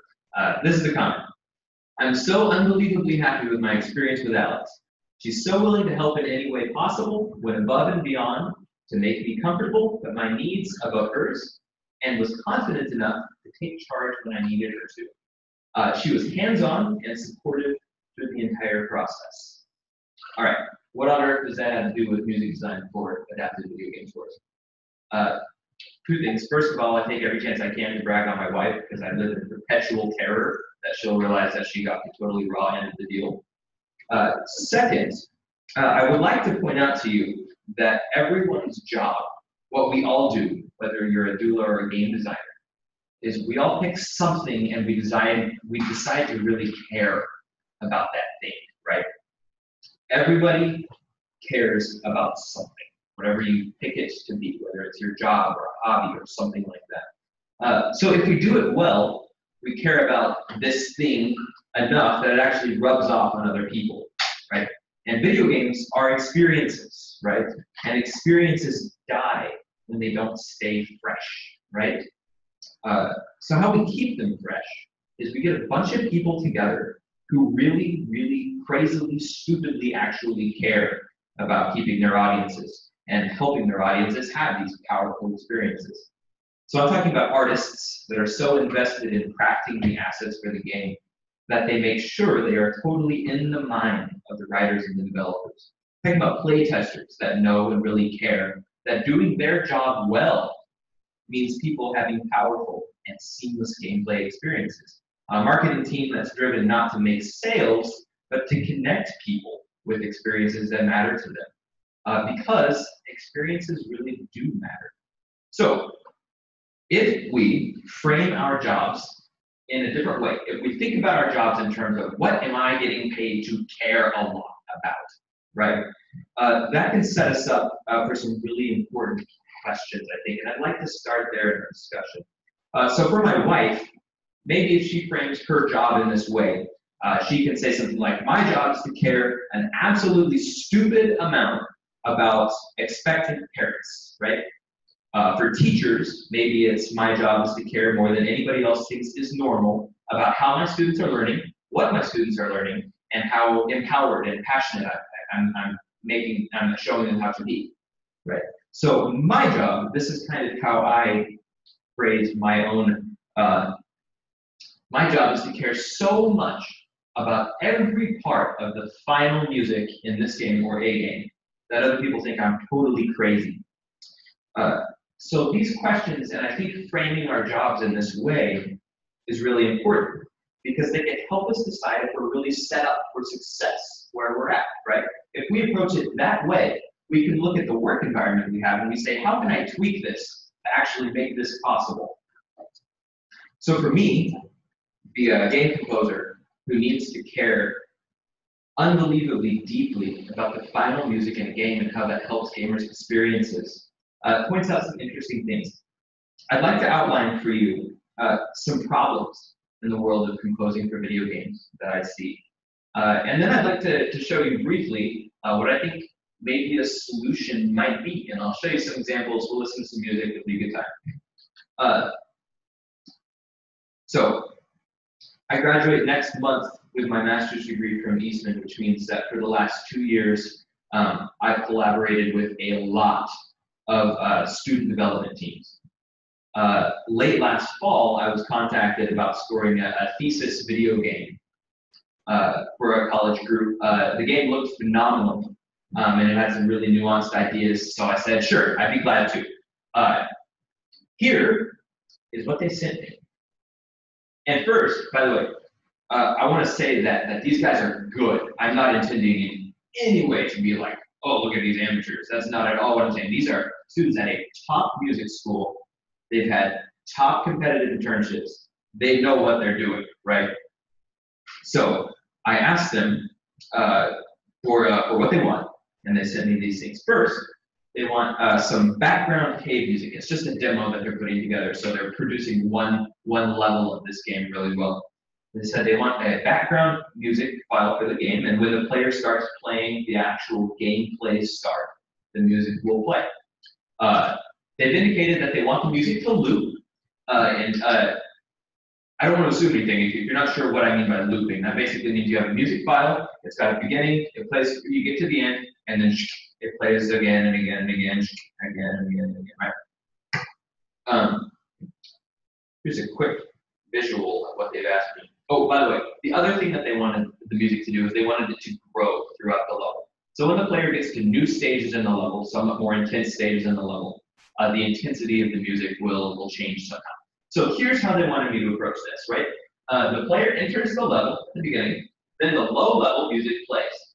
That music loops over and over and over until the player reaches a new pre-specified point in the level. Then the old music fades out, more dramatic music fades in, and then that loops over and over and over and over. Right? I think maybe you're starting to see why we can do better than this. Because you repeat that on and on and on and on and on until you finish the level, and then you demo. More scary yet, they also asked me for some main menu music, which will play from top to bottom and then repeat until the player leaves the menu. So that means if the player's sitting on their couch, not really playing the game, and they leave the main menu up and they're just chilling, eating Doritos, talking to their friends or something, and they sit there for 45 minutes, if I make a 3-minute piece of music for this main menu, they're going to hear that same music 15 times sitting there. Now, I don't care how amazing this theme is. If somebody hears it 15 times in the background, they're going to hate it, right? So these techniques, the 2 ones that I just outlined, those are tried and true. These are things that have been done in game music for decades, right? So why is that bad? Why am I sitting up here, the new guy in the industry, kind of fresh, kind of inexperienced? Why am I bold enough to say that is not a good thing? Well, here's the old school process. The company sends a composer a request for some music. Maybe they bring the composer out. They're going to give them some concept art. They're going to show her a write-up. And maybe, if he or she's really lucky, they're going to hook them up with a gameplay video, a game capture or something. And that will be the inspiration for what music they ask for. The composer will create a linear piece of music, and maybe they'll say, here's some sections of this music that you can loop, right? So you can use these as your loopable chunks and then move on to this next chunk. Then they send that to the audio team. The audio team takes it and they either go, uh-huh, or they go, fix this. And then the composer goes home, cashes their check, and is done. Yeah. So here's the problem.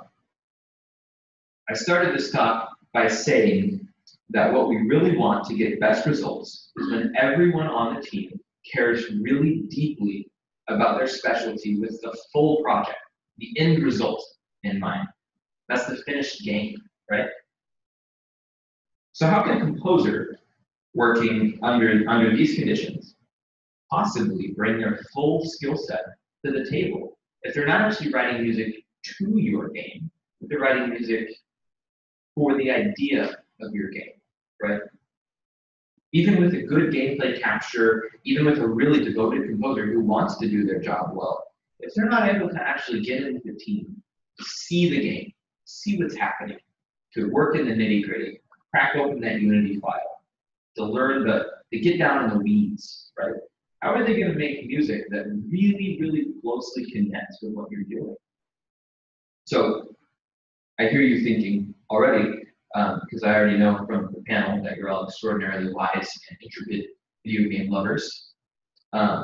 What's the solution? I don't know, but I have some ideas, and I'd like to show you some things that are happening these days, and I'd like to propose to you one of my mentor's ideas, which I think is really phenomenal. I'm going to spell it to you here, but I want to be really, really clear that for the next 5 minutes, what I'm talking about is actually this dude's idea. That is Guy Whitmore. He's a video game composer and someone who's really taken me under his wing. So what if game developers didn't hire composers to write music for the game? But what if they hired music designers to create music for their game, right? So as opposed to a composer who's just going to send you some tracks, right? What if we reapproach that? And what if our composer said, no, my passion is music design, right? I want to come in, I want to be a part of your team. I want to craft this closely to the experiences that you're making. These are people who make music that reacts in real time to the subtleties of gameplay.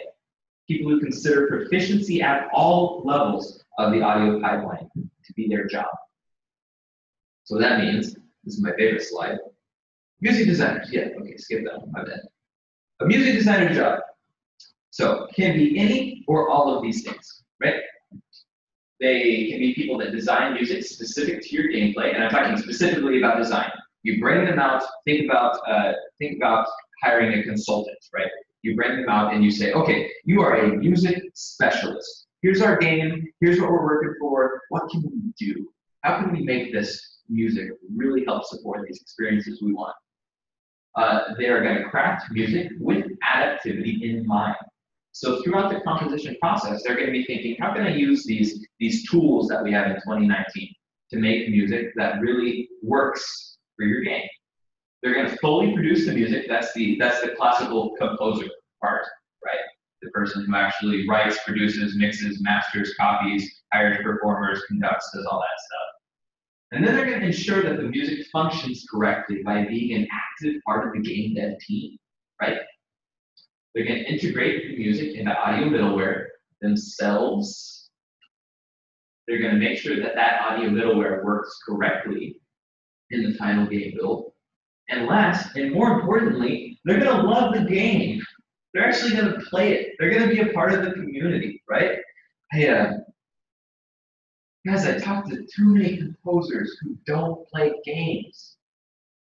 Too many composers who write music for video games, but don't play those games. That's crazy to me. That was a tangent. I'm back on script now. So, like I said, I think calling these people composers is very limiting. That's why I've adopted the term set forth by Guy, music design, right? So the unfortunate reality is that many games, even big budget, major projects, are using music looping techniques that are over a decade old. So can you imagine if the development platform, the version of Unity you were using, or the dialogue system, or the UI mechanics in a new game, can you imagine if those were the same as they were 10 years ago? It's crazy. It's unheard of. The technology moves way too fast for that. So why not in music? Well, I have thoughts about that too, but that's another talk. See you next year. So what I'd like to do now is I want to blow your mind with just two of the techniques that the intrepid music designer will use to make music in your game that does not loop, that stays fresh, that is adaptive. So this is the first part. First, instead of looping a track or a series of tracks, composers are using a method called vertical remixing. So here's a little bit about what this looks like, and I'm going to walk you through this, so don't worry if this makes no sense to you. So imagine we have a piece of music in our game for when the player is having a big, intense fight with a bad guy. Our music designer jumps on the team and he says, okay, I'm not just going to compose a linear track. I'm going to create a sound environment for this. So here's an example about how this might happen. So one scene for combat may be split in 3 intensity levels. So this is for when the enemies are just showing up. This is for when we're kind of fighting a couple people, but nothing too bad's going on. And this is for when the fight's getting serious, right? Then we're going to write some music for these, and then we're going to import them into our audio middleware program in what we call stems. So a stem means instead of sticking all of that together as one file, we're going to import it where our drums are separate from our grass, are separate from our woodwind, so forth and so forth and so forth. And then what we do, a little bit of audio magic. We do some randomization, right? Where, let's say the game calls intensity level 1. Maybe we just hear drums and guitar. Then that plays through and repeats, but it's not a loop in the classical sense because this time we're hearing synths and brass. It's the same music, we're just hearing different stems playing. It plays another time and we hear the whole thing together. Plays another time and now we just hear drums, right? You see how it's very similar to looping, but we're creating such variability that this really cuts down on what we call listener fatigue, right? When a player is playing your game, gets tired of the music, turns it off because they've heard it, right? The second technique, actually, I have an example. I forgot. Yes. Okay. It's my favorite part. Let me show you this in action. Yes. Okay.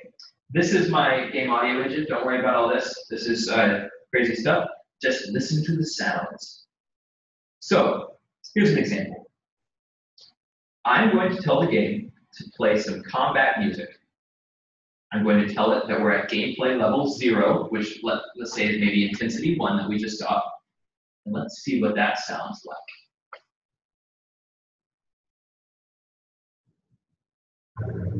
And of course there's sound effects and everything. So we get this gradual stuffing and building in, gradually building in. Nothing serious right now, still kind of under the surface, right? And And this is going to go forever. Until the game says, okay, we're actually fighting now. So I'm going to tell it right now, we have started fighting. Oh, that was the wrong button. I'm going to tell it now, we're starting fighting.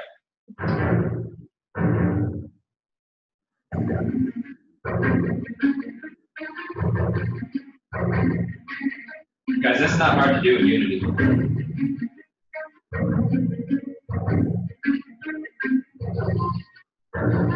It's the same music, we're just hearing a different stem. The first time we heard the violins chugging away, now we're hearing the other violins chugging away. Let's see what we get this time. All right, so randomized exactly the same as the first time. I'll let it play for another minute, and then we'll bump it up to the last level.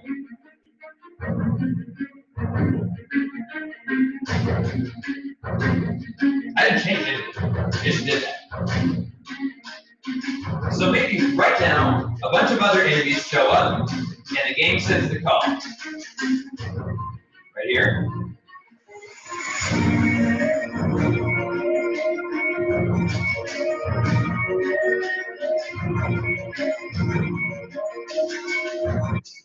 Now this is the part where I really geek out.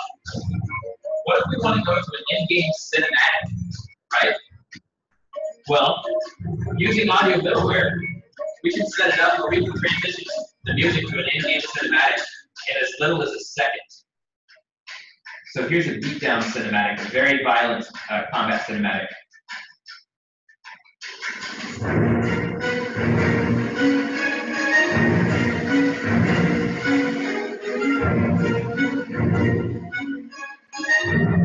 How about a more emotional cinematic?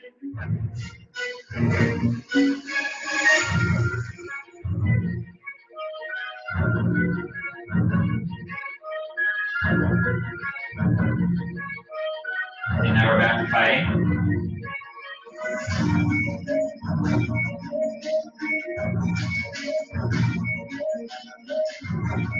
And battle's over. Cool, right? Guys, it's not hard.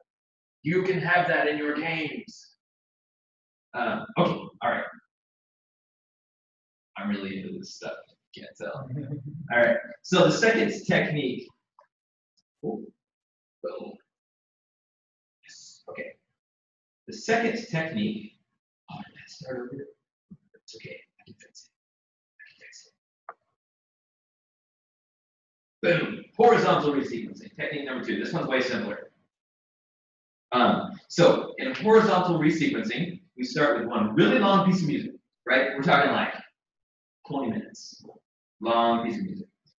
Now the composer writes that music, designing it to be broken up into a bunch of chunks, right? Then let's call these chunks 1, 2, 3, 4, and 5, right? Now we program our music in the game to play these chunks in a random order. So first of all, maybe chunk 2 gets called, and then maybe chunk 4 gets called, and then maybe chunk 1 gets called. Now this all seems really simple, right? But when you've got 15 chunks, the player is not going to know that they've heard it before, right? Especially if it's composed in such a way, like if we're thinking about where I would, the kind of the cliche way to use this is for menu music. Well, menu music you want to kind of be in background anyway. So this is a great way to keep that feeling fresh without looping the track over and over and over again. So I know what you're thinking because you're smart. You're thinking, Seth, why don't I just loop the 15-minute track? They're not going to know any of that anyway. They're not going to recognize 15 minutes of music if it loops. Well, maybe not. But what they will recognize is specific moments in that 15 minutes. What if you have a really cool harmonic shift in that? Or a really cool bass drop, or a really cool solo? Well, they're going to remember that. They're going to remember what comes before it, and they're going to remember what comes after it. And then, instead of thinking, wow, this game is beautiful music, they're thinking, wow, beautiful music. Oh, look, I'm also playing this game, right? You've broken immersion a little bit. I'm going to show you an example of this in a minute. I think it'll make a little more sense.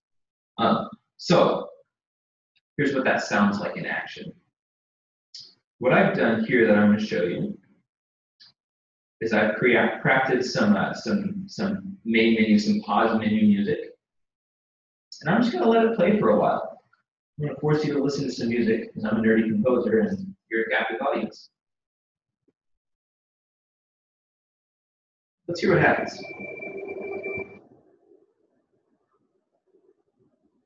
What you're hearing right now is one of about 20 random music segments.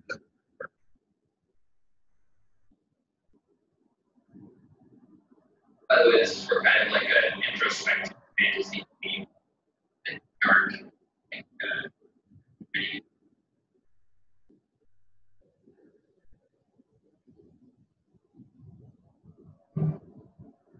You're hearing now another randomly selected music segment gradually, but it seems, right? You would have never thought these are.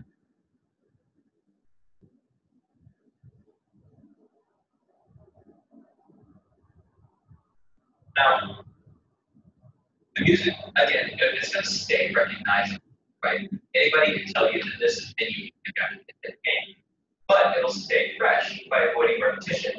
The gamer can listen for a long time without consciously noticing anything repeating. Now, a skilled music designer will make those things that are eventually noticed really enjoyable musical aspects of the score, right? And solos or something lovely or a nice harmonic transition.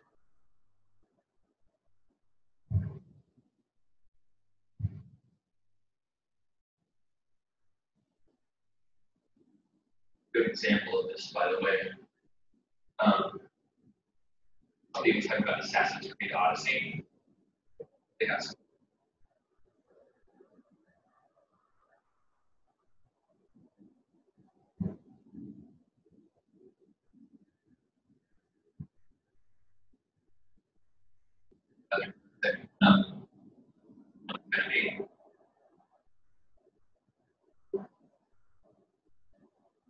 By the way, if you're curious, all 90 minutes of this score was recorded live.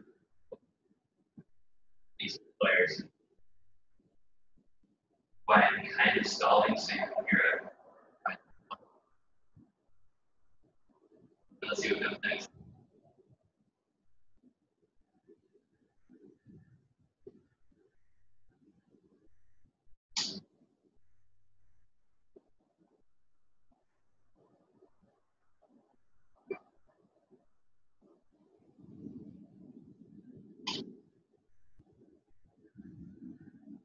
Cool. Well, it was not in the cards for a glorious violin solo today. Tune in next time. All right, so now for the finale.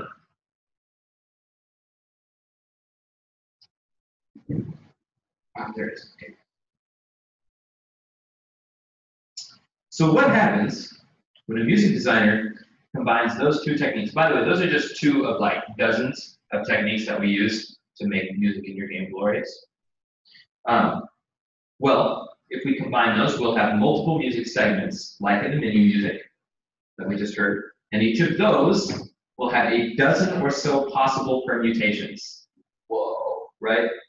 Like our dramatic music. So can you imagine the immersion that we create when the player never once hears something repeat exactly the same way across like a 20-hour playthrough of a game? That's where we're at. The technology is there, and it's not hard. We just have to use it. And here's the thing. Our music designer hasn't written any more music than they normally would. They've made nailing in a single looping file a thing of the past. They've dramatically increased the score's listenability. They've saved the company countless dollars, right? Because we're getting way more mileage out of the stuff we record. And my favorite one, they've showed the team that they really, really care about what the music does in the game. So of course, our music designer will also be sure to see this through to completion, right? That's part of the music design gig. It's cheaper, it's better, and it's so empowering for the composer and the developer, and I think also the player, right? So in our last few minutes, I'd like to show you what happens when we combine vertical remixing and horizontal resequencing, which is adaptive music glory. All right, it's been way longer than I should have made that happen, by the way. All right.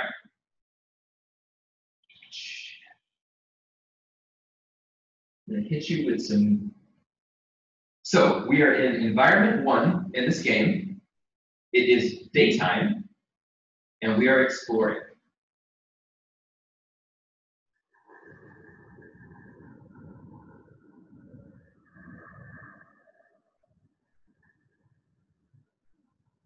What you're hearing here is a soundscape I created for a wooded and magical environment.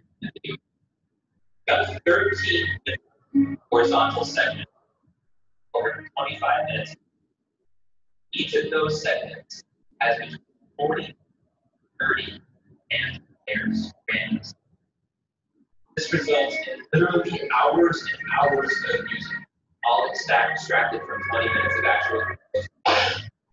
Now, it all has a distinctive sound, right? At no point are we going to be like, wow, this does not at all sound like I'm doing it. But it's not repeating anything, right? So, we all know that, we've already talked about this, somebody stole my thunder. We all know that video games carry a stigma. I'll preface this by saying, as we know, that the stigma is, of course, statistically debunked. There's, in fact, a negative correlation between video games and violence.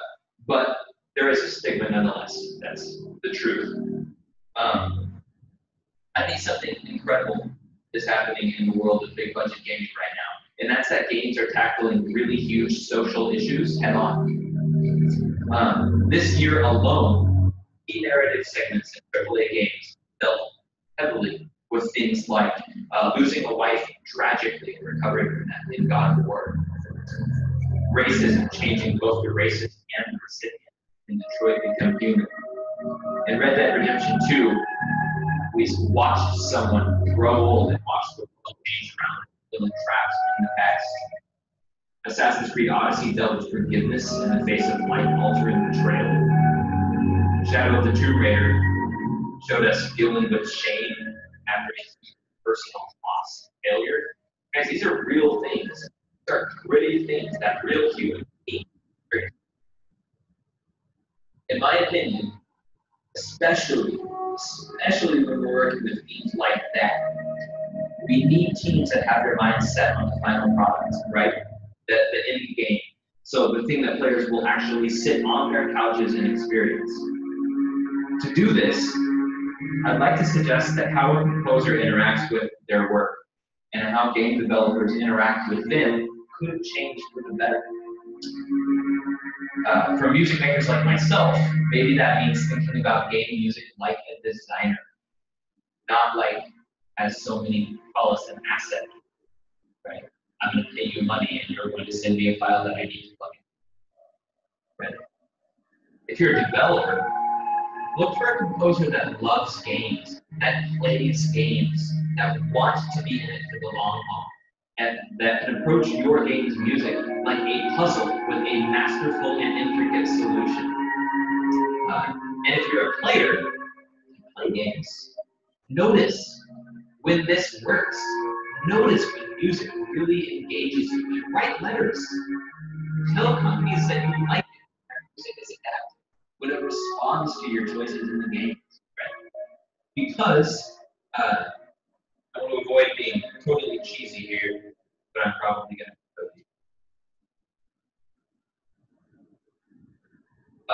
What we all do is care about something, right? We pick things and we decide that is my thing that I'm going to care about.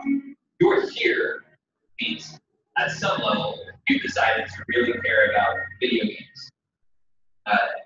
You're passionate about storytelling. You're passionate about giving players wow moments. You're passionate about teaching important lessons through the games that we play.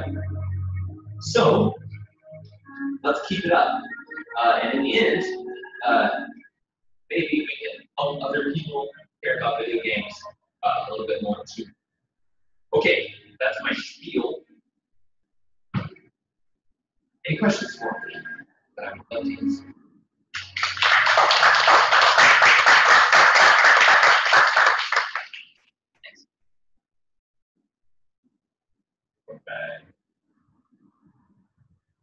kind of like gracefully into that music right now. I have like 3 screens pulled up, so it's not going to be graceful. It's going to sound like this. That's what we don't want in video games. All right, questions? As a composer, you're not always working in isolation, but you're often working separately, right? And so I'm wondering, like, to connect that to of inclusion and working with a team, like, how do you, as kind of an independent entity, even approach inclusion? Yeah. Maybe work with multiple teams. It might be, having multiple clients. Like, how does that come up for you as working? That is the battle. And I want to be upfront, I'm just kind of jumping out into this world too. I'm young, I'm just starting to make these collaborations and stuff. A few of the things that I've done that have been really successful is I'm always on the Slack channel. And I'm involved on the Slack channel, right? And sometimes I like force myself on it. They're like, who is this guy that keeps commenting? Oh, he's our composer, right? The second thing I do is, if it is at all possible, I want to get out and play your game, right? I want to play an early build of your game. If it's like literally there is no budget, it is absolutely impossible, I cannot come play your game, then at least send me a video of someone who does not know your game playing through it, right? I don't care if they're getting stuck on puzzles. I don't care if they're falling through floors. I know that those are going to be fixed. I just want to see how someone outside of your team interacts with what you're creating, because that shows me how the game is played, right? Also, I like to be as upfront as I can. You can hire me to be a composer. You can say, Seth, I want you to send me some WAV files, and I'll go, okay. But I also like to let people know, if you're open to throwing some audio middleware in there, I'm going to send you a complete work unit in Wise. The most I'm going to need you to do is make some events in Unity to activate my events in Wise, right? That's not hard. I'll even give you the scripts, and then look how much more we can do with that. So I would say get on board with the team's communications to whatever extent possible. I experience the game in as best of a way as I possibly can. And I really commit myself to making sure that the game developer knows, what we can do if they're open to it. Yeah. Yes. Maybe this sort of a half-formed question. I can envision scenarios working as a music designer where a client would come to you and say, for this part of the game, we want something, say, African sounding, or Native American sounding, or something like that, where it's even the question is very culturally clumsy and possibly insensitive, and then what you do with it could be as well. And have you encountered situations like that? Have you thought about things like that? I can give you an example from my experience as a film composer that I think might be relevant to that answer.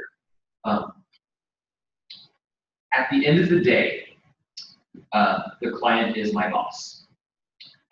So my job is, in a good working relationship, to help them have the best understanding of music that they can, so that they can articulate to me in the best way possible what it is that they're looking for, right? Now, where I overstep those boundaries is when I step in and I say, no, you don't want that. You want polyrhythmic tribal drums from southern Ghana here. You fool. Listen to this recording. Isn't this better? And they're going to go, I don't know, right? Tip tracks. I have a love-hate relationship with tip tracks, but they can be helpful sometimes. A game developer can send you something and say, we really like this sound. I'm not really sure what it is, but I like it. Can you do something like that? Being an informed composer is important, though, because I don't want to write Native American music that is only a modern American cliche of Native American music. I want to be really respectful to whatever extent I can. And so that's always the goal. But there is also an underlying emotion that as a composer I'm trying to feel for. And there are situations where being completely accurate historically is not going to connect with the audience in the way that I want it to. And that's when I go in and I say, okay, how much leeway do we have here? You know, I know you like Indian music in your game, but you're also asking me for a really profound emotional experience that your Western audience might not get from the Indian harmonies that I would typically use. So that was a equally half more answer to your question, I think.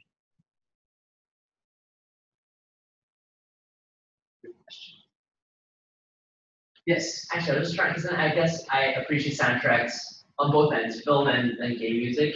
But what always attracted me was character themes and how they would present, a character's maybe like longing for adventure, then that follows up with a section of turmoil and resolution, or even moving forward. I never thought of stems before. I thought it was interesting, but I was wondering like how you would do.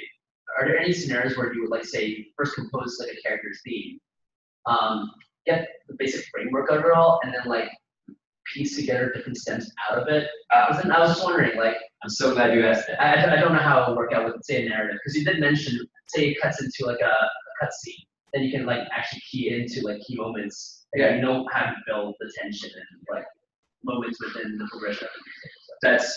That is such an intelligent question, and here's my somewhat less intelligent answer. First of all, there's a when we're scoring a cutscene in the game, what we're doing is we're being a film composer, right? When we're composing for when the player is actually playing, that's when the music design kind of really comes into play.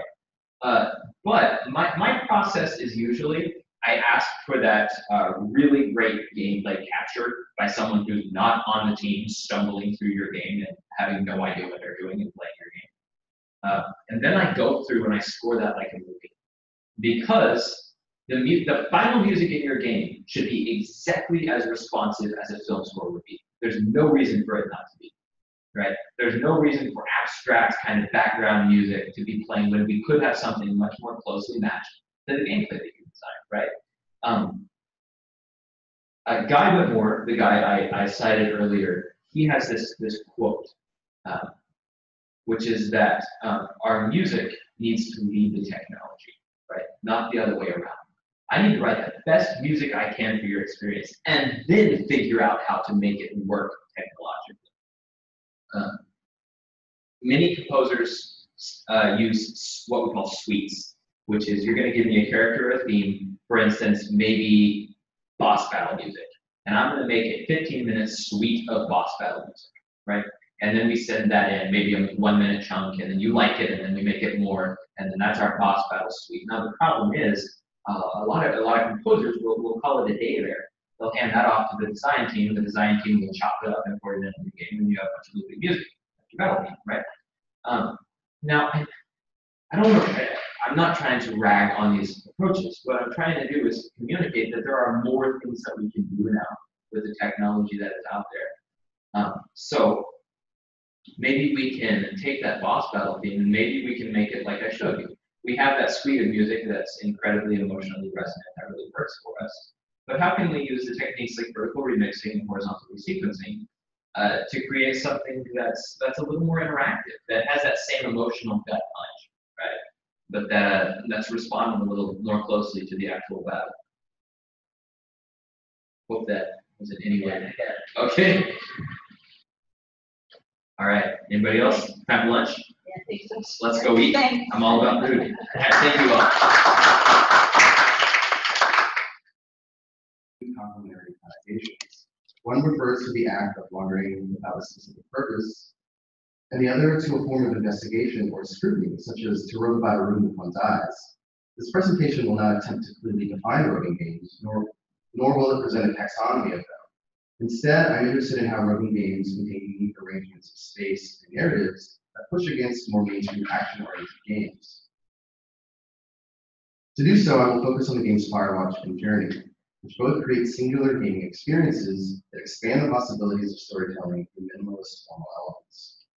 Their roving quality links them and puts the player in a position where they must wander about and inspect their surroundings, It is not their simplicity that causes this. Instead, I argue that what both makes them interesting and draws criticism is related to pacing.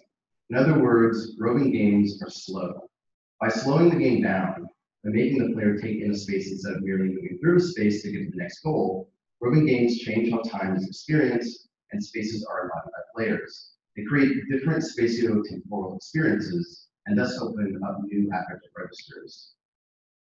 This paper will cover 3 aspects of roving game aesthetics. One, that they highlight the blurred subjectivities of the player and the player character. 2, that they open up a particular relationship between the present and the past. 3, they evoke unique non-linguistic encounters with another. So 1, blurring the player avatar boundary. In Firewatch, the player places Henry, a lookout for forest fires, over the course of a summer. His only point of contact is his supervisor, Delilah. Despite their only means of interacting being through walkie-talkies, they form an unfulfilled romance while trying to uncover a mystery. In Firewatch, Henry has left home to suppress his own memories and to work in the unpopulated open wilderness of Shoshone National Forest as a forest fire lookout. Firewatch is a game about failed relationships, and it develops these failures all without directly depicting anyone. The opening scene of the game is an extended sequence that intercuts between text on a screen and small playable snippets of Henry as he makes his way to his lookout to start his new job. This is the types of prompts you get in this section. The text sections are short prose, which tell the story of how you, it always refers to it as refers to it in the second person. You don't actually discover Henry's name until after this prologue section. But how you dated and married a professor named Julia. After 10 years of a relatively boring but touching relationship, Julia develops early onset dementia, and eventually Henry is unable to care for her on his own. The game begins by confronting the player with a slowly paced, minimalist text adventure game with very specific details about your life. Henry and Julia meet and start dating in 1975. She asks him about the possibility of having kids in 1979. And then Julia has her first episode of dementia in 1985. By 1988, you were no longer living together. The text sections end in 1989 becomes present when you see an ad in the paper for a summer job and decide to take it. The combination of the short prose that delivers facts about Henry's life, specific years attached to more or less banal events, and the use of the second person all work to collapse the separation between the player and Henry. The text sequences are broken up by short, playful moments when the player must control Henry from a first-person perspective as he makes his way to his lookout tower deep in the forest. Thus, through 2 disjunctive yet complementary modes of representation, text on the screen and visual first-person interaction, Firewatch aligns the player's subjectivity with Henry's. The technological and aesthetic circuits interlock into an enmeshment of subjectivities, economically drawing the player into Henry's world and making it the player's world as well. All video games, to a greater or lesser degree, conflate subjectivities, embodiment, and identification between the avatar and the player. Roving games accentuate this property of video games by slowing down the pace and thus encouraging a mode of play that focuses on the space itself rather than explicit goals. In The Address of the Eye, Vivian Sobchak develops a phenomenology of how perception and expression function within film. For Sobchak, watching a film creates the experience of experiencing another being's experience. So that sounds very lofty, but it just means like, if you have a camera, right? If someone with a camera records something and you're watching it recording, then you're seeing what that person had experienced in the past.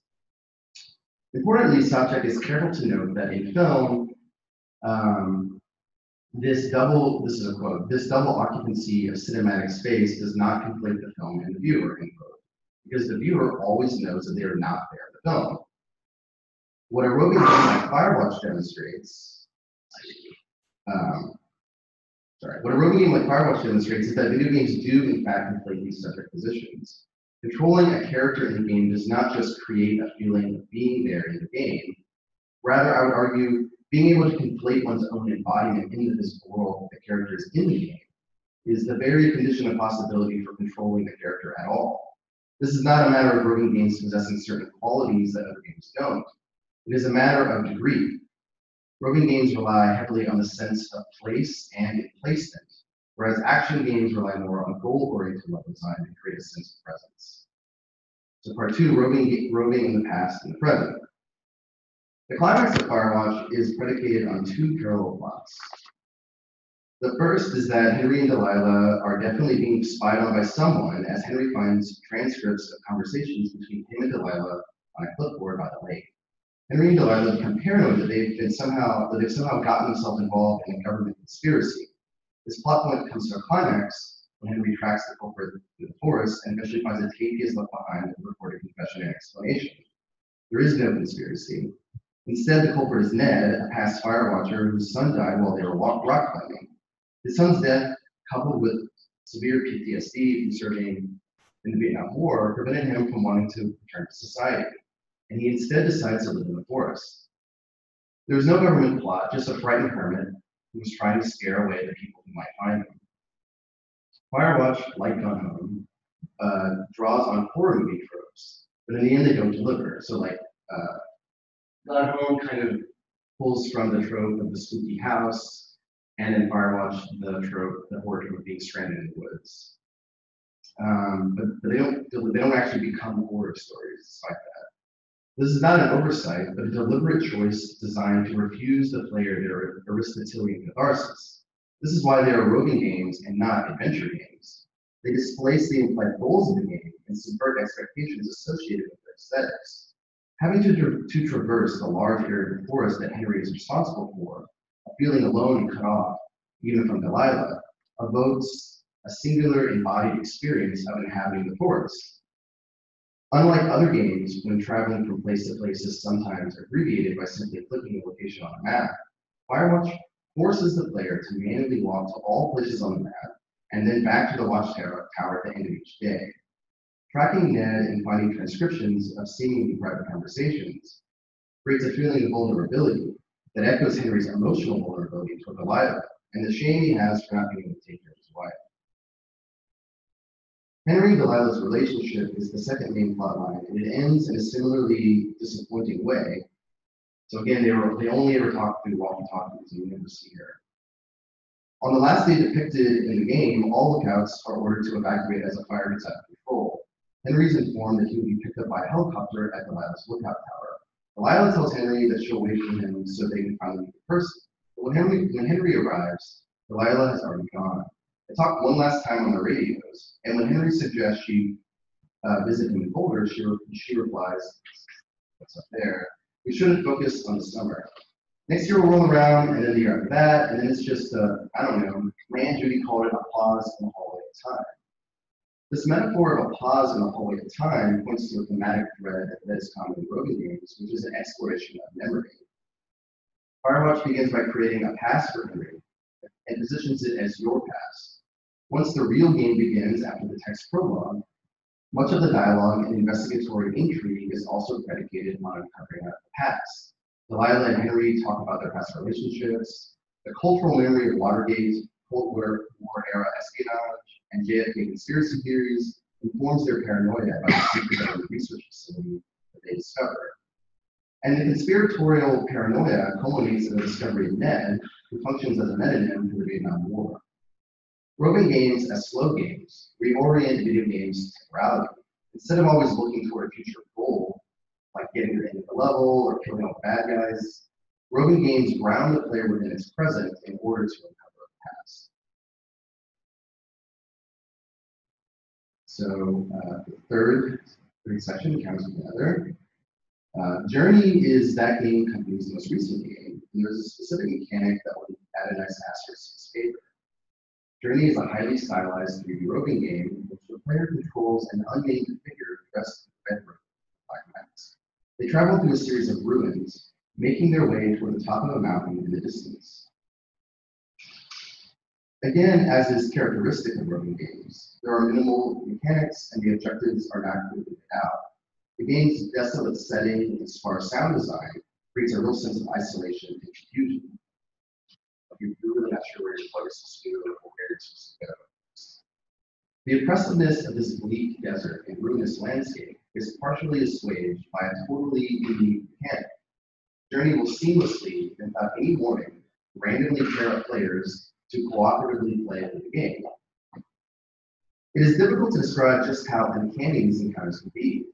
As a point of comparison, many video games have network capabilities that allow players to play cooperatively. This is fairly common. Online play is normally done very explicitly, though, and the ability to communicate either with text or voice chat is an industry standard. Usually, you can see the other player's username, and to initiate online play, you would have had to select it in a menu. Journey does not possess any of these design choices. Even after playing the game several times, when I realize I'm playing with another player, it is always a bit alarming, but also very welcoming. There's no warning. You're simply suddenly aware that another red-robed figure is also in the space. The only way to communicate is by hitting a button that causes a little symbol to appear. From a certain perspective, Journey is essentially a single-player game. There's no real need to do anything cooperatively. Rather, Journey creates an encounter with another, simply for its own sake. It is jarring because it disrupts the circuits already established between the player, the avatar, and the game's world. Now another player's in the mix. One suddenly becomes slightly self-conscious. Don't do something dumb, I think to myself, like missing a jump or falling off the ledge. Don't take too long is another thought I have. You don't want to hold them up or let them get too far ahead. This encounter relates to Sobchak's discussion of the phenomenological concept of intentionality. In summarizing Merleau-Ponty's position on intentionality, she explains that, quote, existence is the lived, situated, always in motion, always unfinished character that is intentionality. That is, intentionality is a dynamic structure creating temporality and spatiality as meaningful embodied. For Sobchak and Merleau-Ponty, no subject, even the non-living viewing subject of a film, is without intentionality. Journey calls attention to a pre-language experience through these random encounters, and it exposes intentionality as an embodied dynamic aspect of being. What I described earlier as uncanny is a phenomenological shift in my own existence and the direction of my intentionality. There was a sudden and unexpected presence of another being whom I know to be a real person somewhere else in the world interacting with me in real time, but without the ability to communicate with language. Once I know that it is not just the simulation of the world that I'm interacting with, but also another person, another human subject, who I see and can be seen by, a feeling of vulnerability and camaraderie washes over me. This illustrates Sobchak's point that one cannot escape meaning because any viewing, or in this case active subject, is, quote, always implicated and interested in the world and with it, always of its flesh, always in the process of completing and disclosing its meaning as my own. I cannot be otherwise. Despite my encounter with a stranger with whom I cannot speak, communication nevertheless occurs. Meaning is made, and an intersubjective exchange is present. It is not only present, though. What this encounter exposes is that intersubjectivity from this perspective is always one's mode of being. That is why my own way of moving in the world of Journey must fundamentally shift once the encounter has occurred. Whether I choose to ignore them or join them, either way, I cannot not know that they are there, and a choice must be made. I must react, or to put it in Sobchak's terms, I cannot help but perceive them as an expression, and then in some ways express my perception. Roving games draw us into their rich narratives by coupling a set of minimalist game mechanics with a complementary narrative structure expressed through a series of audiovisual aesthetic objects. The material objects in the games, like the mixtapes in Gone Home, Henry's camping equipment, or Journey's ruinous spaces, triggers a relationship to both a present and a past. The space for these temporal modulations between past and present are afforded by Roving games' relative slowness to their minimalist mechanics induce. There is no need to rush through a Roving game, because the point is to wander and to observe. And in doing so, it opens up the gaming experience to be a more subconsciously embodied one. In the conclusion to her seminal book on software, Program Visions, Wendy Chun summarized that, quote, this book has sought neither to condemn nor to celebrate software.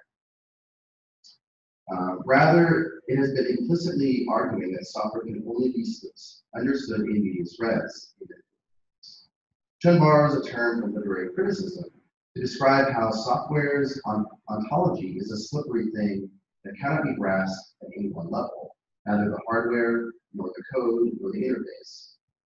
Video games have the potential to formally narrativize the images experientially of software. I say formally narrativize because it is through the formal properties of video games and software that a fundamental shift occurs in the narrative of being in the middle of things. It is not just that we begin in the middle and uncover the past, thereby disrupting a linear notion of time. It is that the process of uncovering is itself not necessarily in any given order. Roving games take up this quality of software structure as the very basis of the narrative structure, but it's not just the looted qualities of games that circuits. We must also understand them as aesthetic experience. Software may have the potential to create modular, nonlinear, interactive structures. But there's also a question of how to make the player feel or care about a narrative world's past. Firewatch's depiction of failed relationships creates an affect anxiety and vulnerability to its backstory and the open spaces of its wilderness setting. It develops a past that is both yours and Henry's and positions the player to embody Henry's actions as he moves through the forest and uncovers another's past while trying to deal with his own. Journey combines a beautiful setting of desolate ruins with unusual multiplayer. This combination induces unlikely encounters between strangers online, where players interact without language and yet with intentionality. Roving games put the player in the middle of things. They offer spaces of play that are not so structurally bound, not so goal-oriented. They thus create alternative modalities and open up different affective possibilities. This presentation has shown just a few of these modalities. By focusing on the specifics of a few games rather than clearly defining a new genre, I have attempted to hold on to their particularity while still tracing threads that link. Roving games have the potential to subvert the often violent, forward-driving video game that have dominated its industry since the 90s.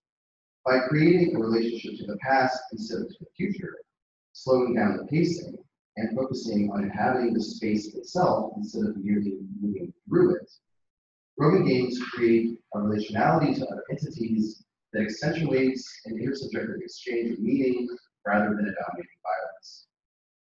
In doing so, they point toward a blurred notion of subjectivity and identification that video games can use.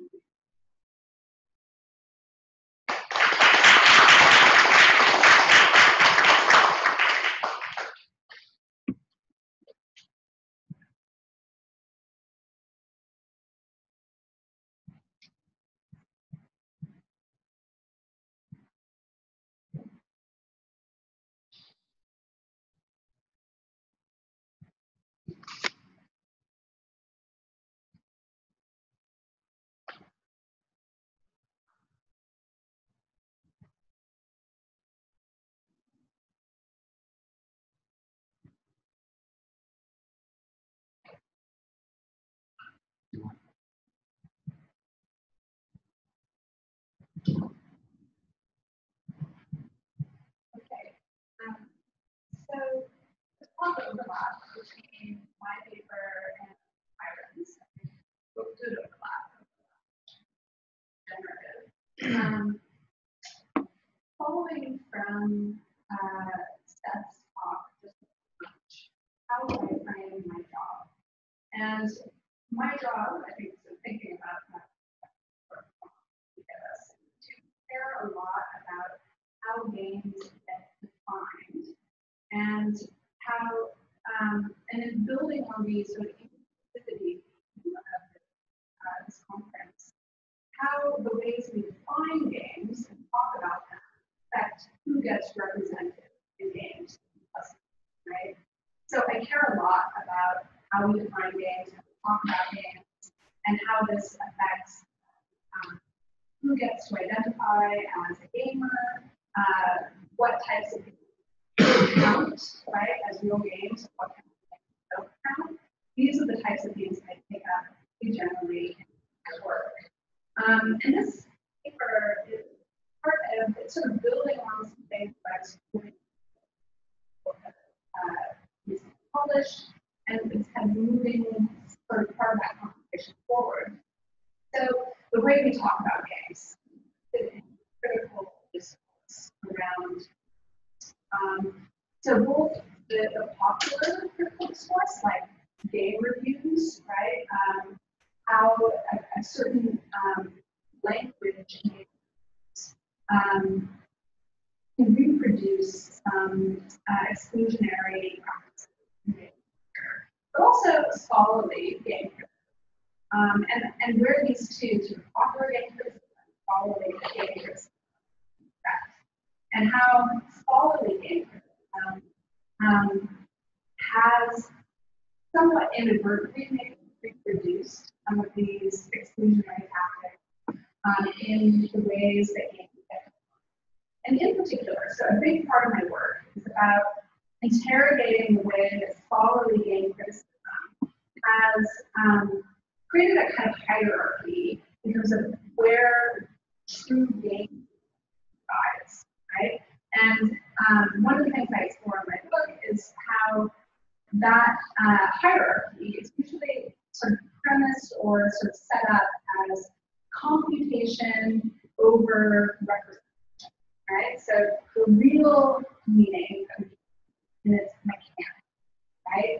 In the code, right? In what is going on around the and then everything else, narrative, story, aesthetics, is literally something called the surface layer, right? That gets, put, it's sort of an afterthought or something that is generated from a deeper computational level. And there is some truth to it, like there's some real reason why that hierarchy has come about in sort of the discourse around games, but it's not entirely true, right? Because of course, narrative, characters, images, music, all of that stuff is really important.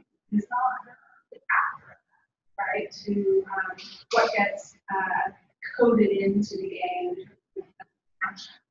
So, an example of how this hierarchy works out in course. In Byron's talk, get this from the walking stick, right? So that's a really clear example of how this plays out.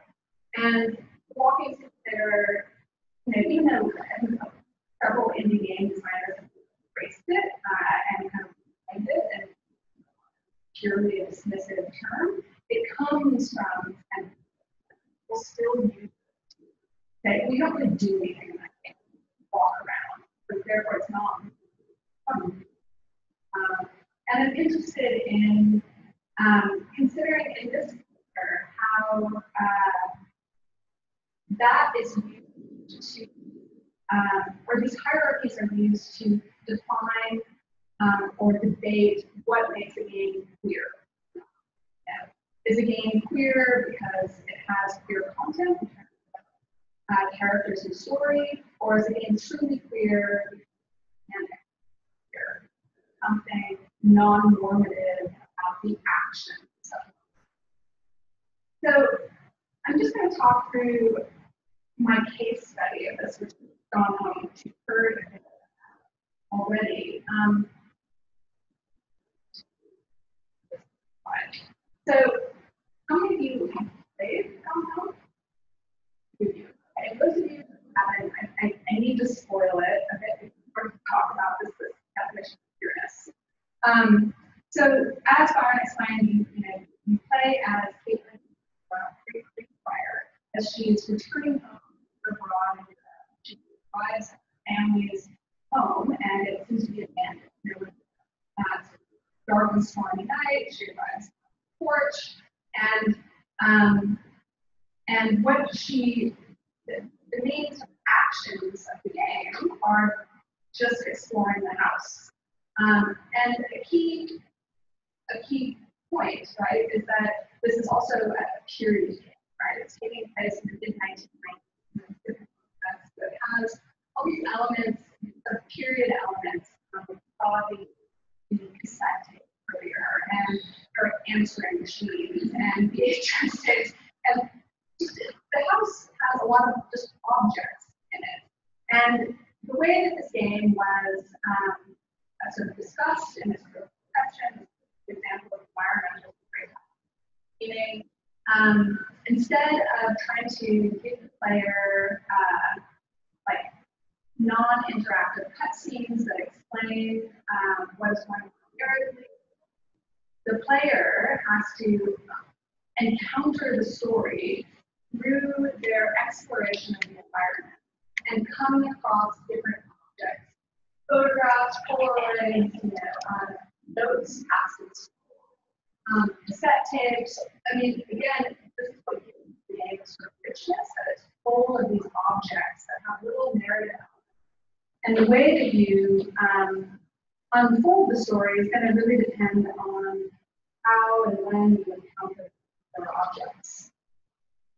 So what interests me about, one more thing, this is the spoiler, is that of course the story that you then unfold through your encounter with these objects is that Caitlin is coming across her younger teenage sister's love letters, this sort of emerging romance with another woman, or a teenager in school. So it's a story about two teenage girls falling in love in the 1990s. It's like a love of video game.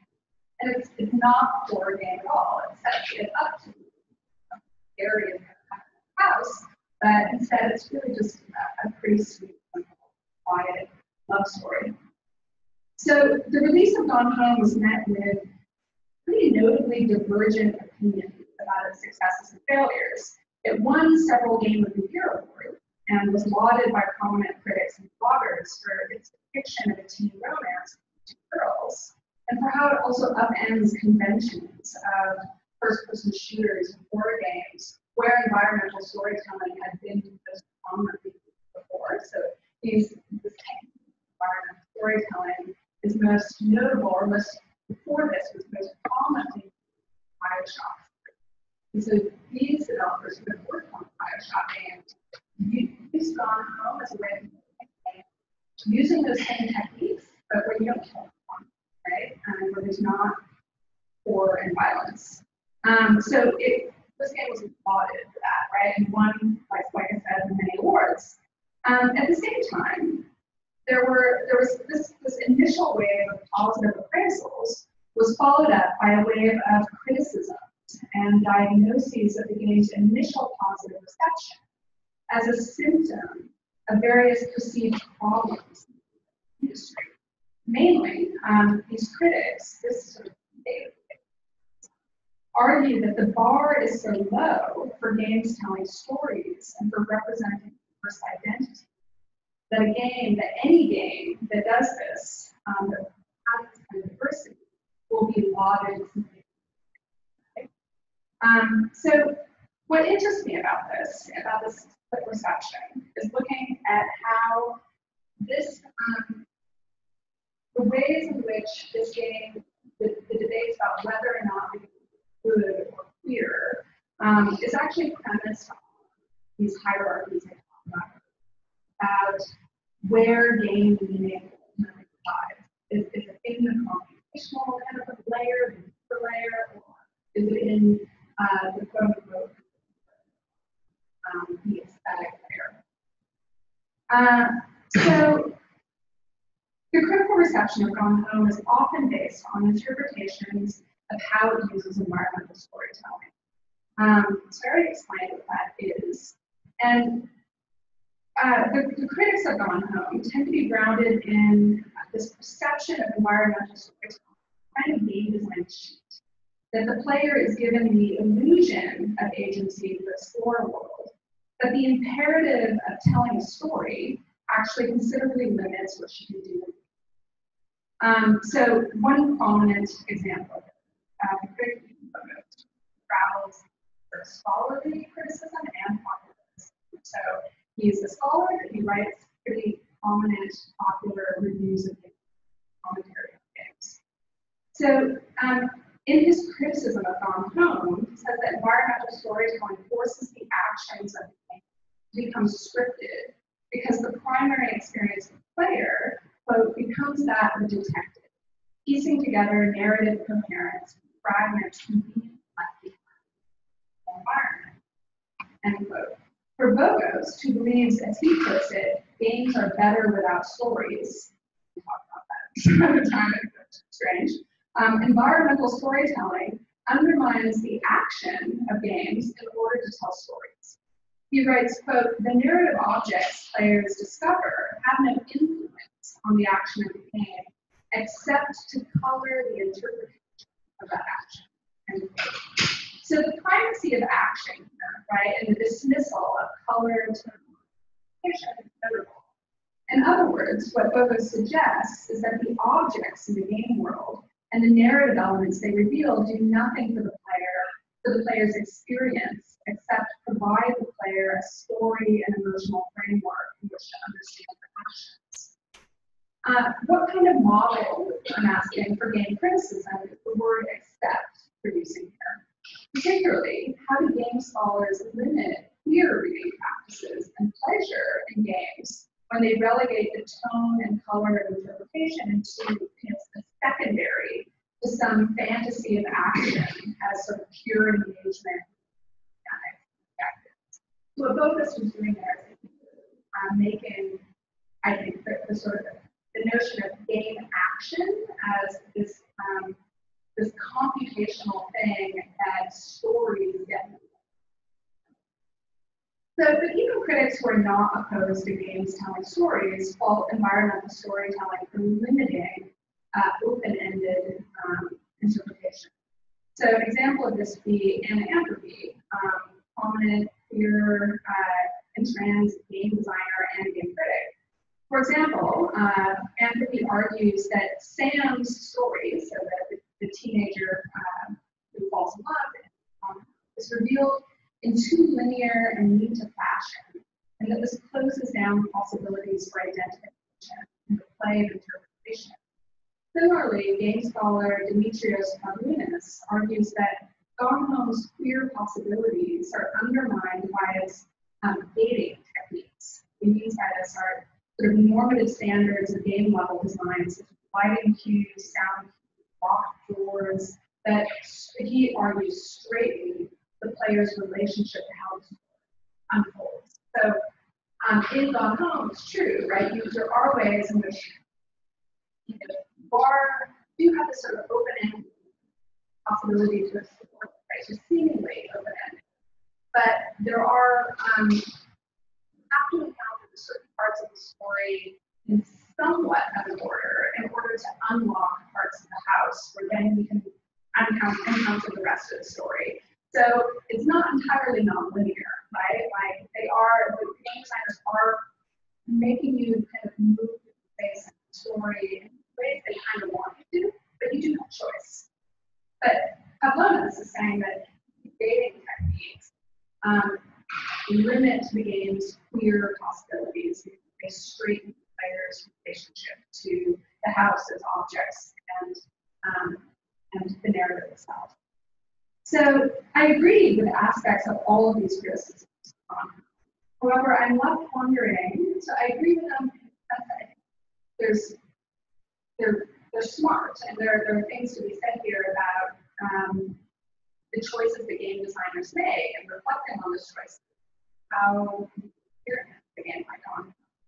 But I'm left wondering why the criticisms of Gone Home all resort to models of analysis that presume that a game's final meaning, its ultimate meaning, after whatever subjective personal responses after the game, that this final meaning, its potential for queer identification and pleasure, ultimately resides in the so-called deeper structures of design, the code and algorithms that structure the player's interactivity. So what these criticisms of Gone Home made me reflect on was my own sort of response to the game.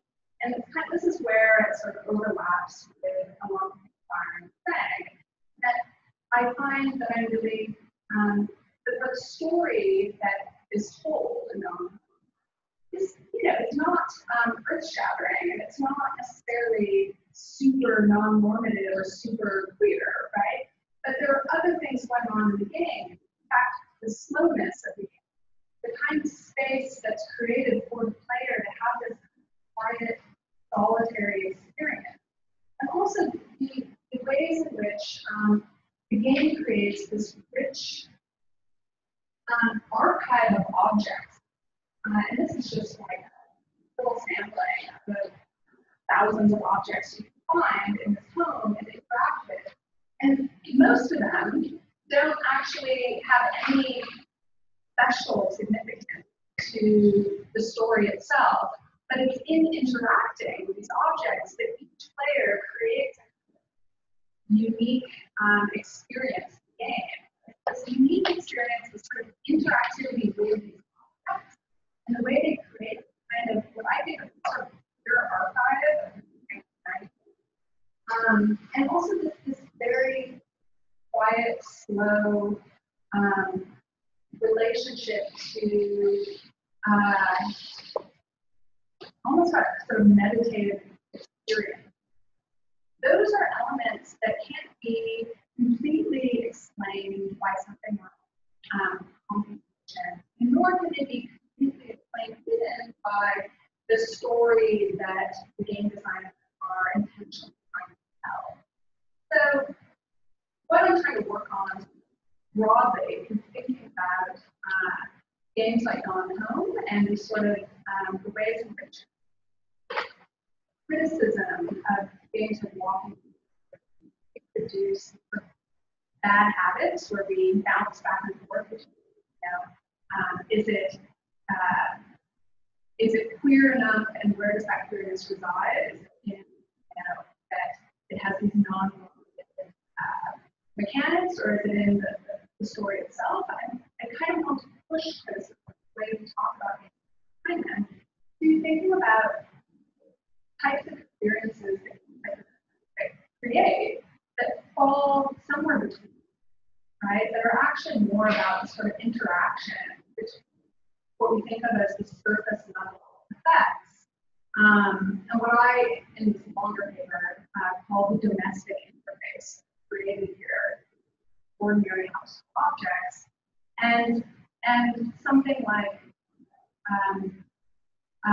the actual experience and the mechanic of roving or walking or actual coded action. So I think I'll end there because I'm not.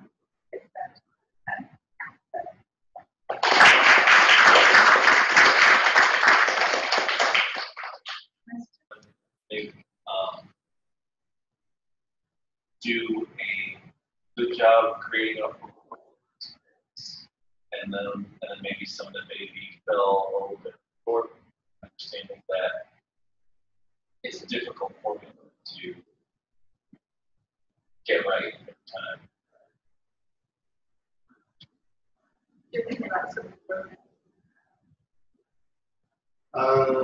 Where they fall short? Well, good examples and maybe learning experiences. Example. Yeah. Well, I mean, like for example, I played Everyone's Gone to Rapture, which I didn't like. I don't want to use the word bad, but it was interesting for me to play to be like, oh, this is kind of like what's not fine. Where is it from? And one of the biggest things I would say is like it's just too big. You're in a whole city, long, slow, and yeah, and it isn't as saturated with stuff for that reason. So, but I guess I was interested in by using. To me, it also opened it up. So a game like Journey, and I have a longer version. Plays my crew. So technically, that's not no one would call it a walking simulator, but I call it a roving game. It's not really about the way it's positioning you in your relationship to space and the other objects.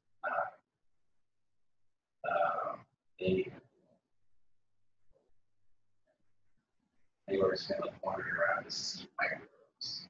So yeah, I mean that there's a lot of different ways you can kind of tap in this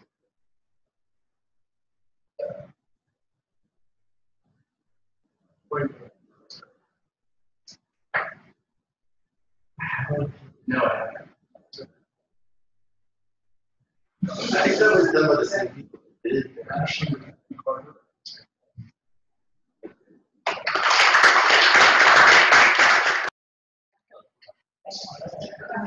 I still have 30 minutes or should I finish in 5:30? Oh, do I still have 30 minutes? Oh, so, hello, welcome to my session. And I have a pretty fancy title, but I did my best to make it as simple as possible. So, first of all, let me introduce you a little bit about myself. My name is Yudong Han. I am a very proud English teacher who has been teaching in my native country of Korea, and then in Japan for 7 years. And then now I'm a fourth-year PhD student at U of R, Warner School of Education, and I am also teaching at English Conversation program at U of R. And basically what I'm doing here is studying, working, and surviving. If I look like a walking zombie, you saw me right, because I just submitted revised draft of my proposal. I'm pretty tired, but I am also really excited to be here.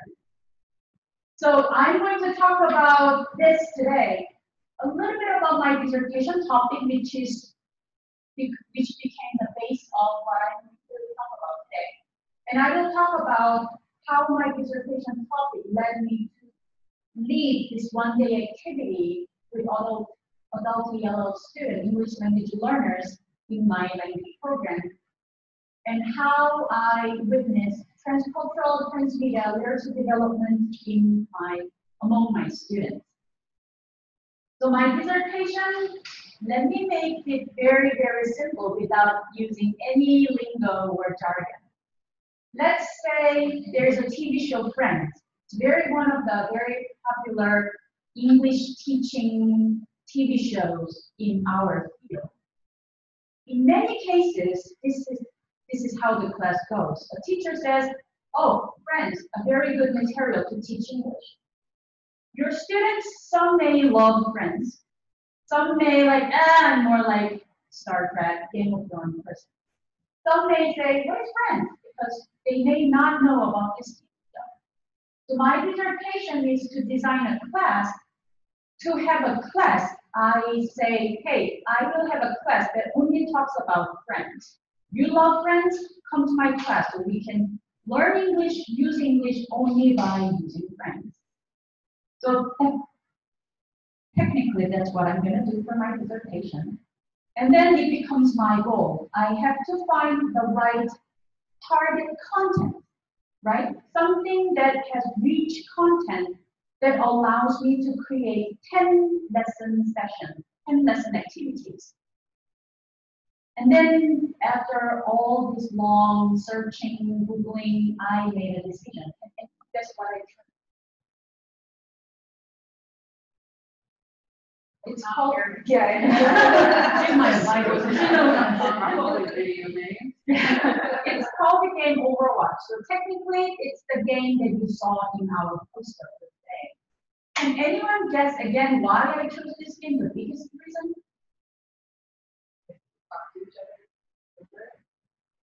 Similar, because I play it and I like it.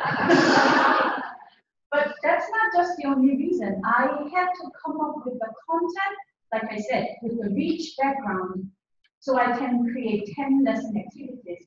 But also, it's not my plan to use or play this game in my class. I just want to use the content as a source for language usage. So Overwatch is a team-based multiplayer first-person shooter video game developed by Blizzard. If you play StarCraft or World of Warcraft, you will be familiar with this.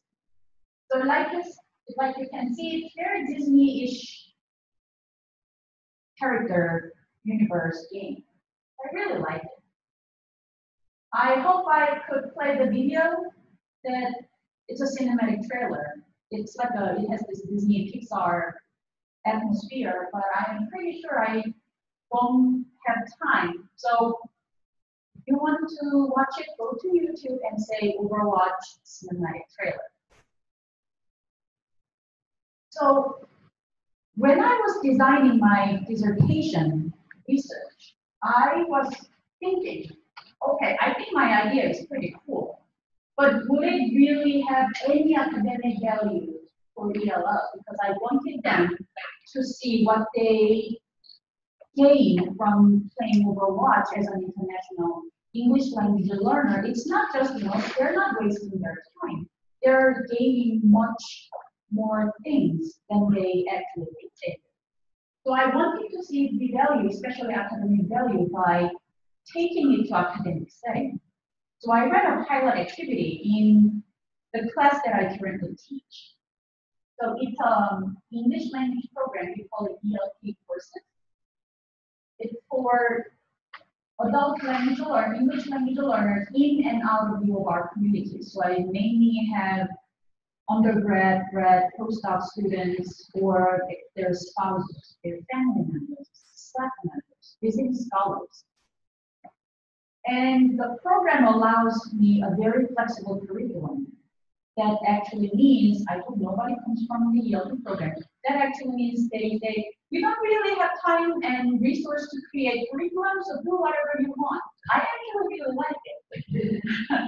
But the biggest difference from my dissertation topic and its design and this program is not every student knows or plays Overwatch, which is a big difference compared to my dissertation purpose. But I wanted to do it anyway because I want to see what kind of learning or learning outcome this kind of activity can pull out. I am pretty sure you have been sitting in quiet for a long time, so let me give you, let's say, 2 minutes warming up activity. I would like you to talk to people around you to talk about game or media stereotypes that you have seen, witnessed, or heard of.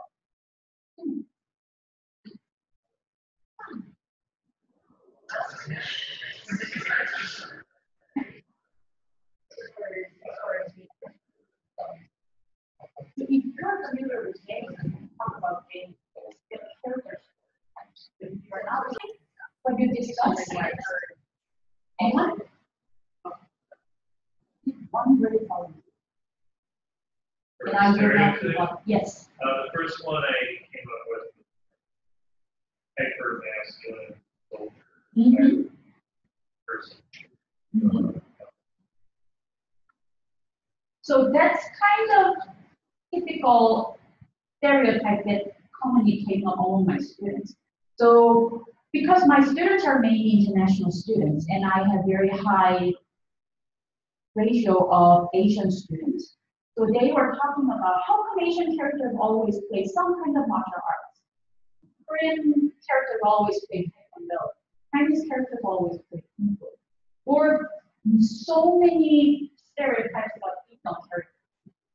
Like they either wear very revealing clothes, either it's very tight. So they were talking about these stereotypes that they are very familiar with from either games or media. And then I suggested, okay, so here is this game called Overwatch. I had to explain this because not everyone knew this game. So I said, hey, here is this game called Overwatch. And according to the game developers, the goal in creating heroes in the game Overwatch, they try to make as many people feel included and welcome as possible. And then I said, they also have these customizable skins, like characters' outfit that you can choose to change. So it's not just about fashion show, but those skins are also very closely related to cultural representation. I'll come back to the skin a little bit later. So I explained, here is this character, Anna. And she's just not a female character. She is actually very intersectional character. It's not just about gender. It's not just about age. She is an Egyptian sniper soldier in her 60s. She's a woman of color, a mother, elderly, and a disabled veteran. You can see her that she lost her eye from this secret mission. So every behind the story is coming from their official website, web comics, cinematic trailers. They're all hidden in as a fragmented information. So people have to work really hard to find those pieces, put the story back together. And then I also explained, actually, despite of what they say, the question of diversity in the game Overwatch has since become a prominent in fandom discussion. So I gave them 1 week. Go to these official websites. You can see all kinds of cinematic trailers, official webcomics, all the background stories about the characters, how they are related, what the characteristics of each character. So it's actually a lot of fun. You know, I actually told them to watch Disney Pixar looking animated videos or webcomics. So they really enjoyed it. So they came back to my class with a certain familiarity to the character. So here's an example. So she is a dealer. She is a shooter from England. But if you watch one of the official comics, you can see she's actually officially confirmed lesbian. This was actually quite shocking to many of my international students. So they say, so this game, is it okay to make like lesbian character in the US? I say, that's a good question. Does it mean it's not really common in your country? So we began to talk about these. So I asked them, so they have a Chinese female character, finally, who has nothing to do with people.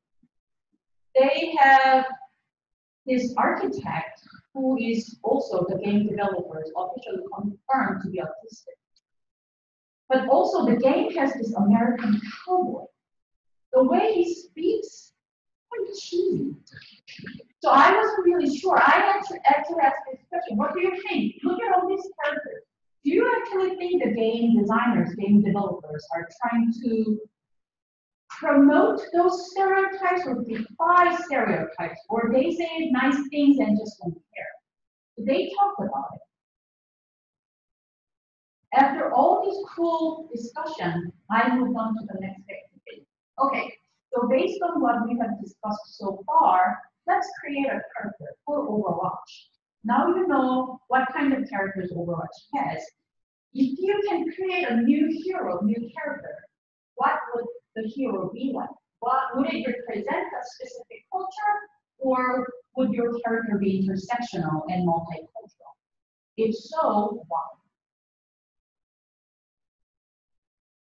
And as a follow-up question, I also asked, do you think the game needs characters with more transcultural or intersectional diversity?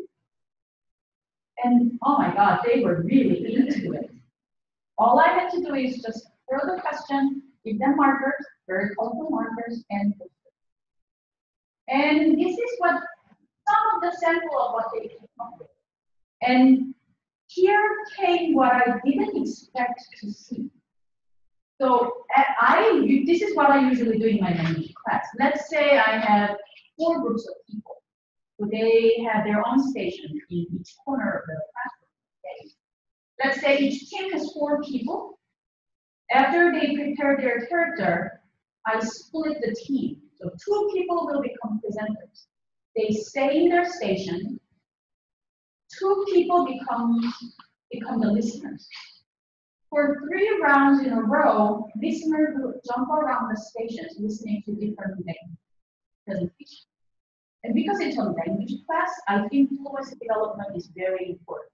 That's why I make the presenters do the same presentation at least 2 to 3 times. And after that, when they come back to their home station, they switch roles. Now, people who used to be the listener, now they can be presenters, talking about the same thing. So every time presenters had 2 new listeners interacting, talking about different points. My original intention was for presenters to share the cool character they came up with but it actually turned out to be a big conversation igniter. For example, this character, they were very specific. The name is Kobolo or Kobola, or I don't know, Kawango. I said, how come your character has like 3 names? They said this character changes its gender depending on his or her mood. And that name is for the lion. You know, this character is from Angola in Africa, 35 years old. Somehow many of the characters had PhD, was another big pressure for me. They were trying to deliver some message. And gender, transgender, they said born as female, but they can switch. Weapon, poison, spear, and then they couldn't even get to finish their presentation because the listeners, they say, I think your character is very stereotypical. I was lucky I was standing right behind the station. I usually jump around. They said, do you think all the African people use spear? And they always see lions on the street? And then I could tell presenters, they didn't see it coming. But they were trying to defy their rationale for these selections. When there was a next team of listeners, they were prepared. They actually started the point first.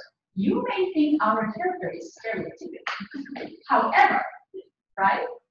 So, like, or this one, Black Fire, we had so many artists in my class. They said, oh, Black Fire, cool, 34K years old, like, again, doctor. I don't know why. Many of the characters had PhD or EDD. This became problematic because some listeners said, just because intersectional characters can be inclusive, that doesn't mean you have to bring like things that you are forcing yourself to be intersectional, right? I think it should not be forced. It should not be an obligation. And there was another heated discussion. Or this represents the character generators. Father is from Japan, mother is from the USA. They use mecha suits. They use rocket arms, but they're raised in, the character is raised in China and had to take this Gaokao, which means entrance exam for universities in China. So they have to explain the whole cultural background. And this actually represents two team members within their team. They said, I think it would be cool to have a character like me, people who actually exist in the real world. You know? So it was really fascinating to see what they talk about. So I saw critical media literacy. They were analyzing characters, existing characters in the game, and they were bringing transcultural literacy, transmedia literacy, while they use their English. What they told me after this activity really impressed me because they said, you know what? I think we really need to talk about this because in the US, this is a big thing. That just in the US, you know, maybe these issues exist in your country as well, but maybe it's not just on the superficial level, right? And then my international student said, yeah, that's a good point, but especially when we're in the US, I know we have to be sensitive. We have to be aware of other people's opinions, other people's diversity. We have to be inclusive, but we really didn't have a chance to talk about it. And because they were talking about game characters, not just two-dimensional characters, characters with background stories, histories. They could analyze the character maybe more in multiple. And they also felt, they said they feel safe because they're talking about game characters.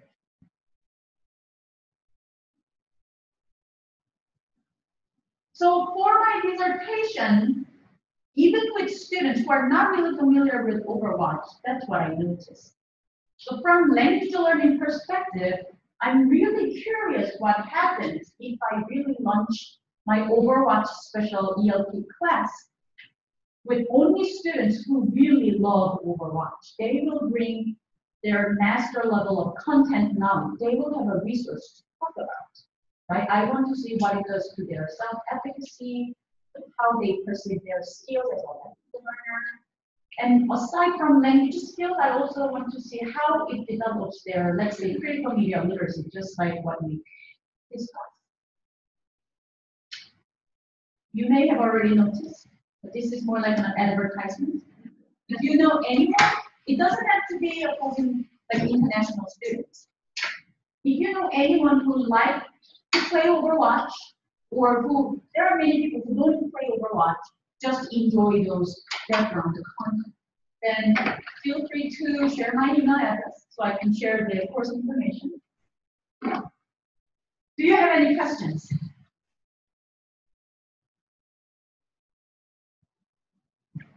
Have just within the backstory, right? And the whole those websites.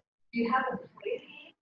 Okay. I intentionally try not to bring any actual gameplay because first of all, issue of accessibility. It costs money to play Overwatch, right? So but at least everyone has access to the internet. So official website, webcomics, YouTube, cinematic trailers, they have full access. At least they can come to school, swipe their ID, go to some kind of computer lab, then they can enjoy it. Right? And because my prospective participants are expected to enjoy Overwatch, maybe gameplay or game strategy or game world or all of them, but they will have access somehow because that's why they will come to I really like the characters have backstory. I hadn't thought about the safe way to talk about it. Like friends, I can see how people might want to use friends with a lot of language. But oh my god, it's the whitest, like, privileged show. And so I really like this idea that like safe space, have this conversation. So you're not insulting, they can ask the question. Why do you okay, let's think about that. You know, I think that's because then they get, and especially for me, with languages processing, learn some things that it's like, well, I don't know what to do in the, how do you want to say culture? It's understanding the world that happening. And so thinking about that, translating not just with language, but how things that they might encounter, especially, or, you know, And the game like Overwatch, it requires people, if you really want to enjoy the game, they actually have to go for more resources and game strategies. New character came out, now the whole competition changes. Like, what is the most effective way? Like, let's go and watch. Right? So think about all these linguistic resources. The videos are in, so they can actually reuse and replicate the expressions that they learn until they have like automatic systemization there. Right. This is more sort of anecdote than question, but the fact that sort of the canon stuff surrounding absent the game itself, daughter who is totally into 5 minutes, except that she never plays the game, and she doesn't want to. She's super into the canon, the novels, videos that people are talking about, fan theories, all of that stuff. All of the stuff surrounding so that sort of also ties in a little bit with operating environment, the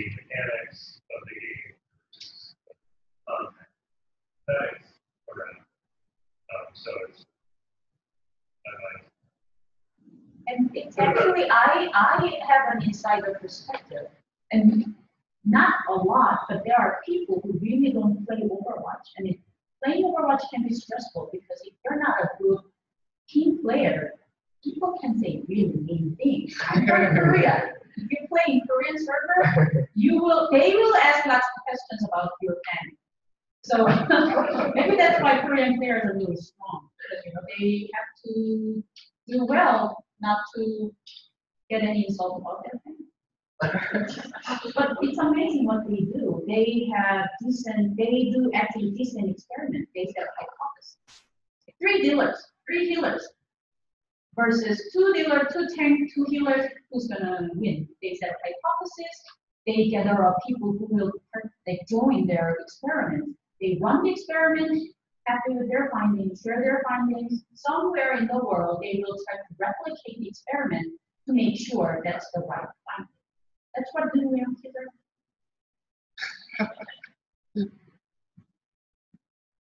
Any other questions? I think I still have 4 more minutes.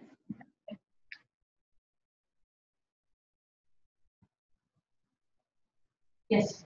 For the upcoming class, where we're going to be having a bunch of plans and have them play Overwatch, like working on their wings. So actually, that kind of gameplay, I will encourage them to use, let's say, the media, what do you call it, media center? So Red Hall. Yes. So I was surprised. Go to that center, use the Alienware. I was taking a photo, sending it to my younger brother. Guess what my school has? People are actually playing Overwatch there. But that's something that they can do individually or with their friends out of the classroom. But my international students complain they don't really have an opportunity to speak and use English. They always complain, I always talk in my native language with people. And that's mainly why many people come to this program, because maybe not only about English language learning, but more about socializing. They want to blend in. They want more connectivity in Rochester. So, and I have it's a 10-week session. I left 2 lesson plans blank because I will have my students generate their own lesson ideas and activities. Maybe they will bring their idea. You know what? We have to only use English and we have a team play. I'm happy with that because all we have to do is just book the space and then we go there. Yes, I will not join their play because then everyone will know how bad I am. I cannot really aim. Any other questions? No question means you have 3 minutes break. Thank you so much.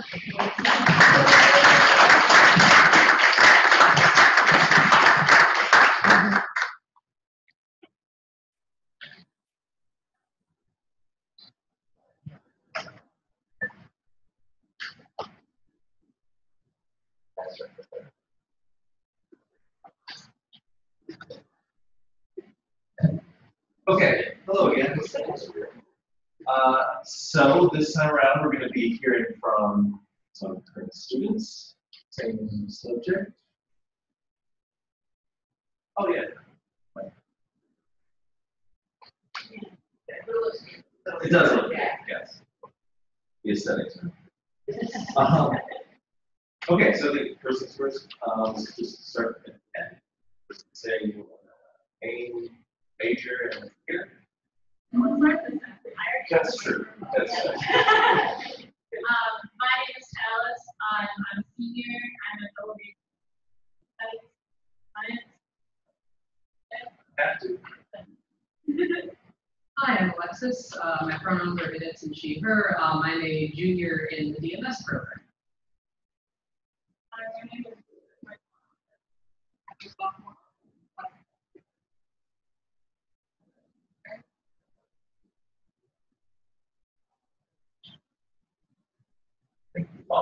So first, we'll start with a very easy question, which is tell us about your history with visual games. Where did you begin? What got you into it? Why do you like this crazy thing called video games?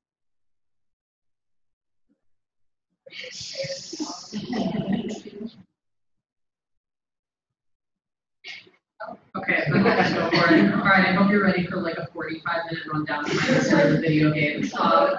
So I played games as a kid. We can just mostly skip over that. Actually, no, I won't skip this because I played a lot of Game Boy games. Not Game Boy Advance, some Game Boy Advance, but mostly Game Boy. And I didn't realize until I was like 18 that those games were already old.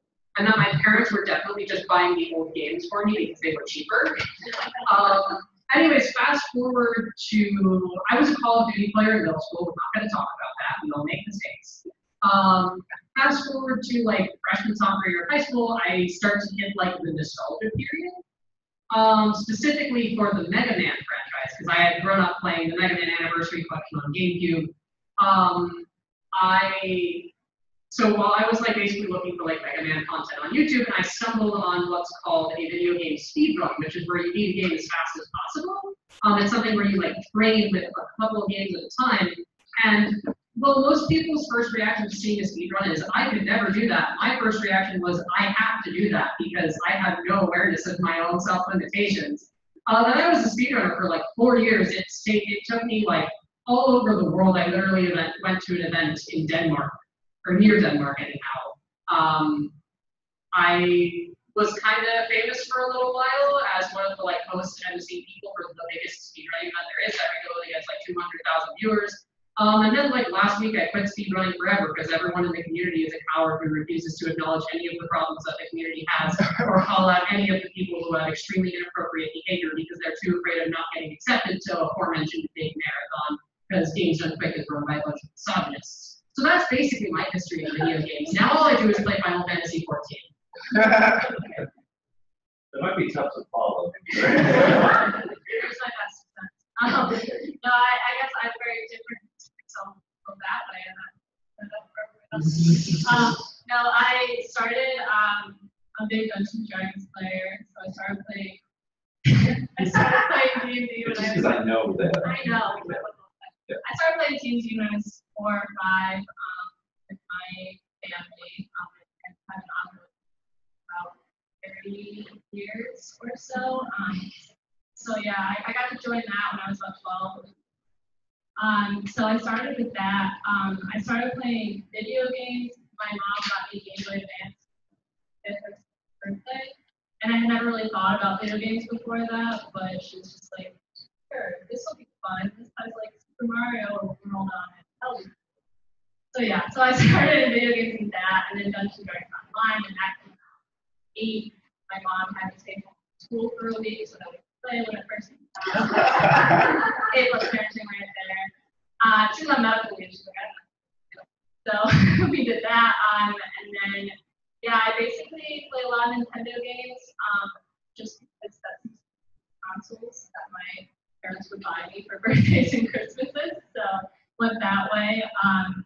Yeah, currently though, I play a lot of Skyrim on Switch,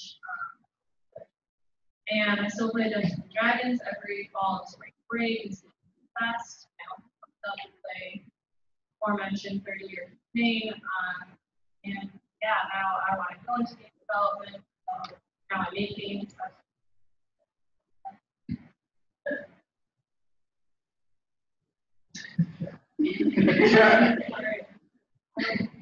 I grew up, I really for hours watching. So that was somehow very pleasant experience because I went to one. I think I started out with finally asking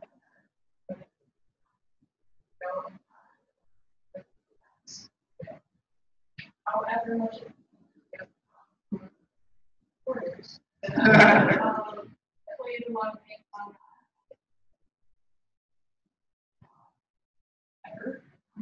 I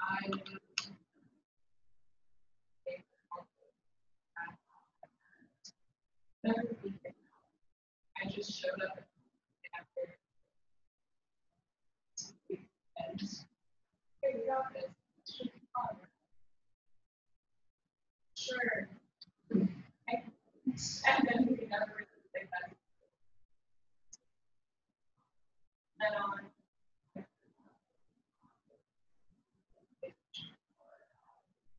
And story heavies, a lot to ask.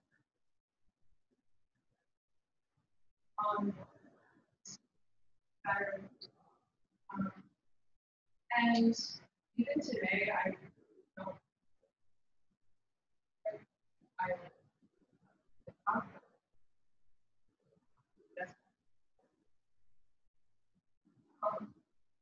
but I did get into when I started.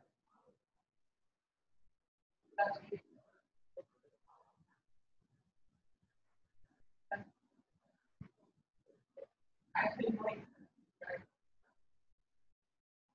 That's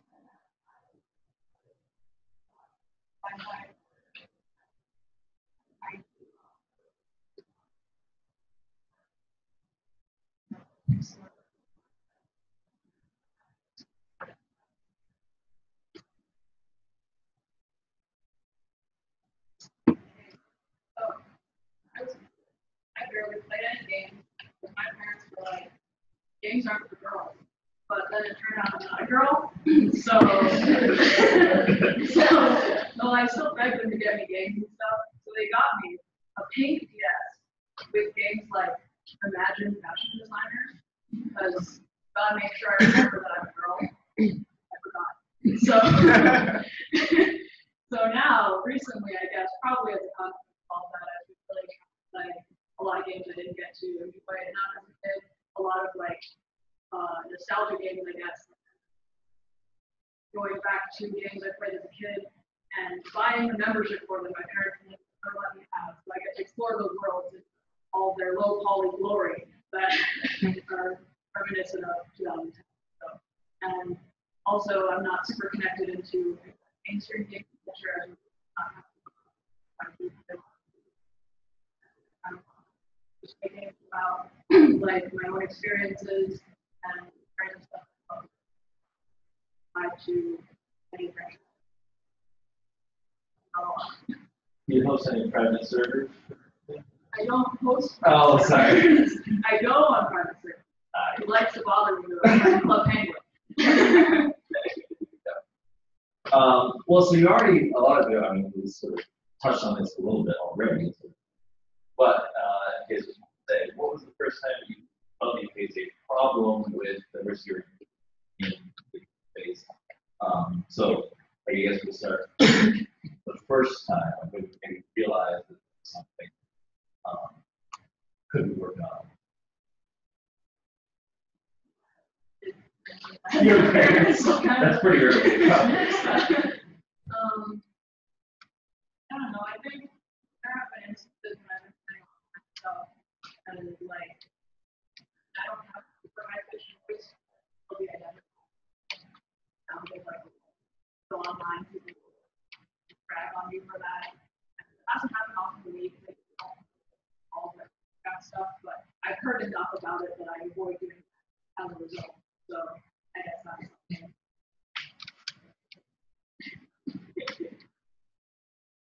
So I think probably the first instance for me and stands out in my mind was I was probably 7 or 8 in Champions of NORAD.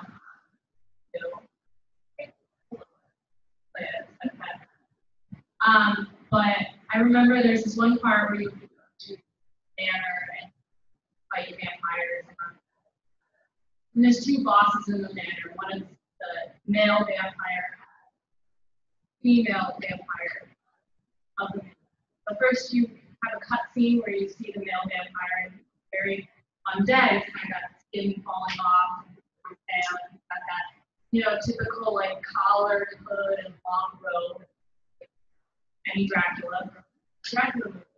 And then later on, you fight against a female vampire who is, I can't really say she's wearing clothing. She's maybe got like a nipple shield on, and like thong. That's it. The entire time she's interacting with you, she's threatening and she's a bad guy and stuff. She's like, out, like, it's supposed to be very seductive or something. I remember being 7 or 8 years old, and I'm like, oh, why does the woman like this, and the guy looks like that? It didn't make sense to me.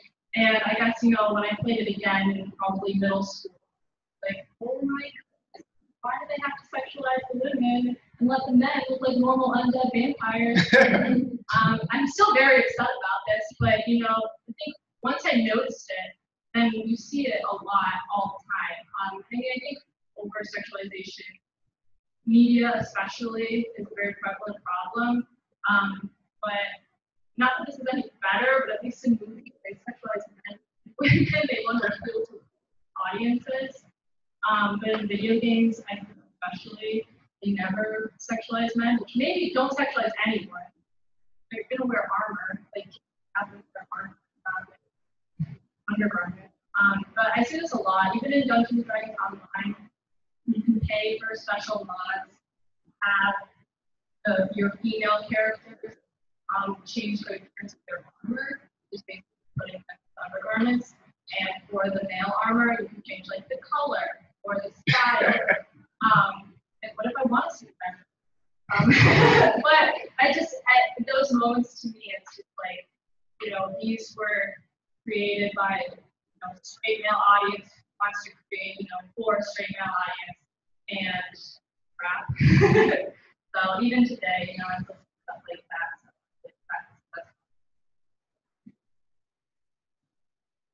So the first time for me, I guess there's a little bit of context here. So like I said, I had gotten into speedrunning, starting with playing games that I had loved as a kid. So I'm a trans woman. At the time in the speedrunning community, I wasn't out, but I wasn't out in reverse. I hadn't told anyone I was trans. As far as they knew, I was a random cis woman on the internet who never got on voice chats, never talked about her personal real life, because, you know, I just wanted to be safe and accepted. So I helped organize a tournament for actually Kirby's Dream Land, a game that I passionately speedran for a really, really long time. And part of the tournament was we needed commentators for the matches that were getting restreamed. And so I decided, okay, what the heck, we'll do this. And I commentated matches. And again, I had never said I was anything but just a woman. And in the chat of that race, people who I considered friends were saying, well, boy, like, my username online is Proto-Magical Girl. Not because I'm a girl, just because I like magical girls, but also kind of I wanted people to accidentally think I was a girl before it was out. You know how it is. You might not know how it is, but that's how it is. And, you know, like, well, Proto-Magical Boy, she sounds like a man, blah, blah, blah, blah. And so that was the first time. And that was not the last time. But that's an answer for probably another question. Yeah. Speaking of those questions. So what do you think, or like, what have you done or tried to do, or what could you, or a part of you think to improve these sorts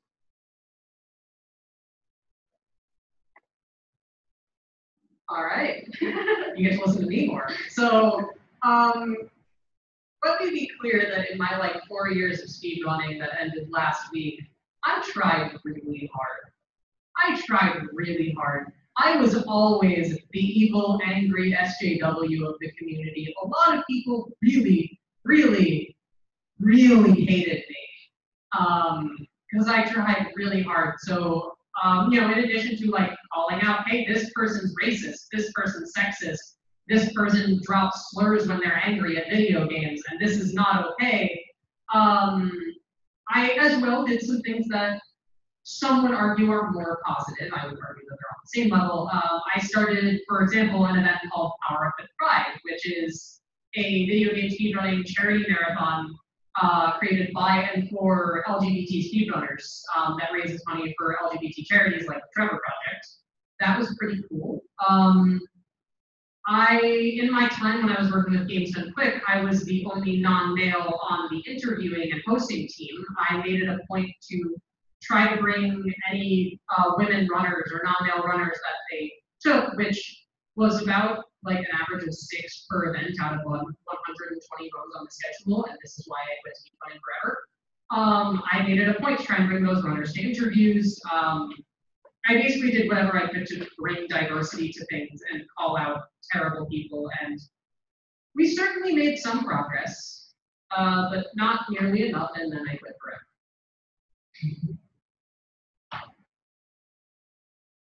So over the summer, I entered at the Strong Museum Play. They helped out with their women engagement.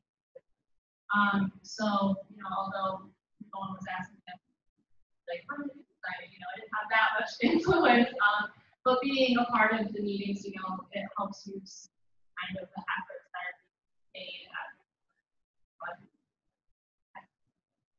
level, and that was really cool to see. And I think one of the important things that is so common that I think sometimes we miss, but is important to pick up on it, is the language that we talk about.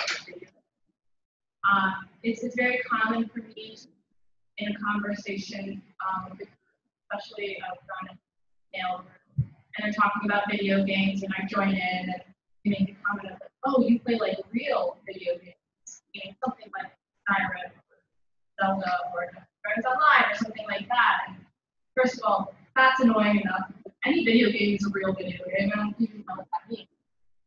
Second of all, you know, and I'm like, like that's so cool. Like girls don't do that.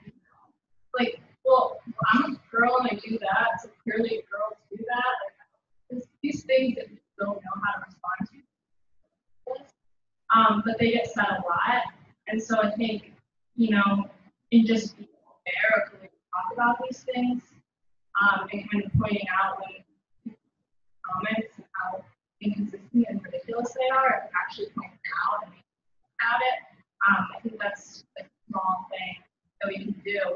And I think, you know, the Women in Games tries to target this to, you know, language that they use to talk about it. That, you know, it's not just about showing women in games, it's also about showing the way they're portrayed in games. About empowering women that it's okay to play these games, or it's okay to not play these games. You don't want to play Skyrim, you want to play Candy Crush, go for it, who cares? That doesn't make you feminine, it doesn't mean you can't be a part of being things like Candy Crush. Cool, I play it, you know, all the pop game on my phone. You know, like, doesn't make me not a gamer. I think, you know, just in being aware of those things, empowering women and men that want to play is really important.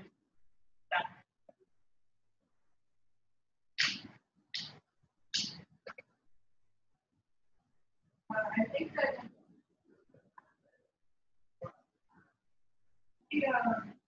I don't I play a lot of games directly, but it wasn't always. It's a little bit ridiculous how much cost. Very little. I was playing just after the portals. Number of years.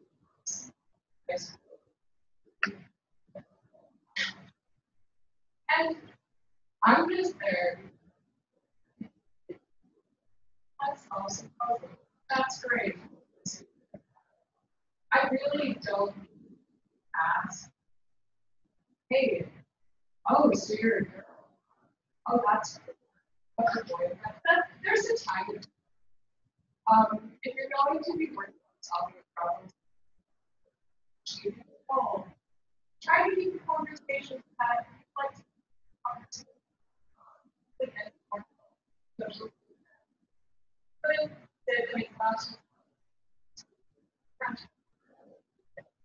and move the conversation right in the middle of class, in the middle of group meeting. it's really unnecessary. Just work on as you would in person, because it's the familiarity. I think that, like, that's how we do it. And I think it has someone to do with how people are a lot more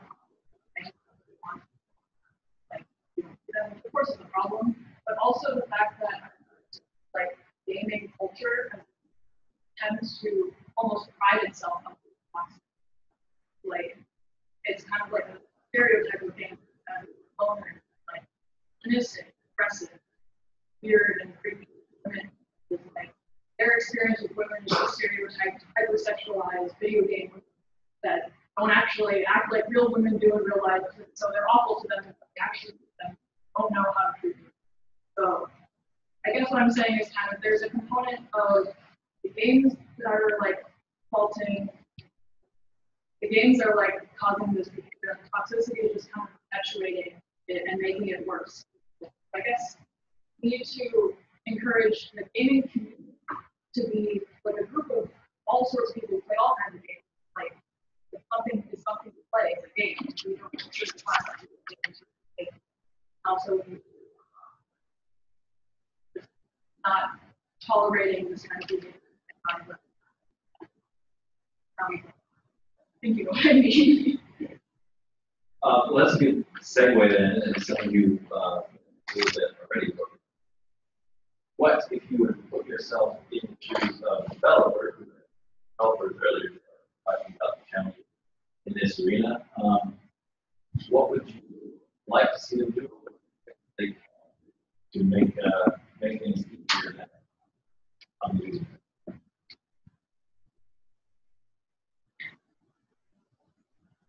So I guess like a couple things. So first, gender ambiguous character creation.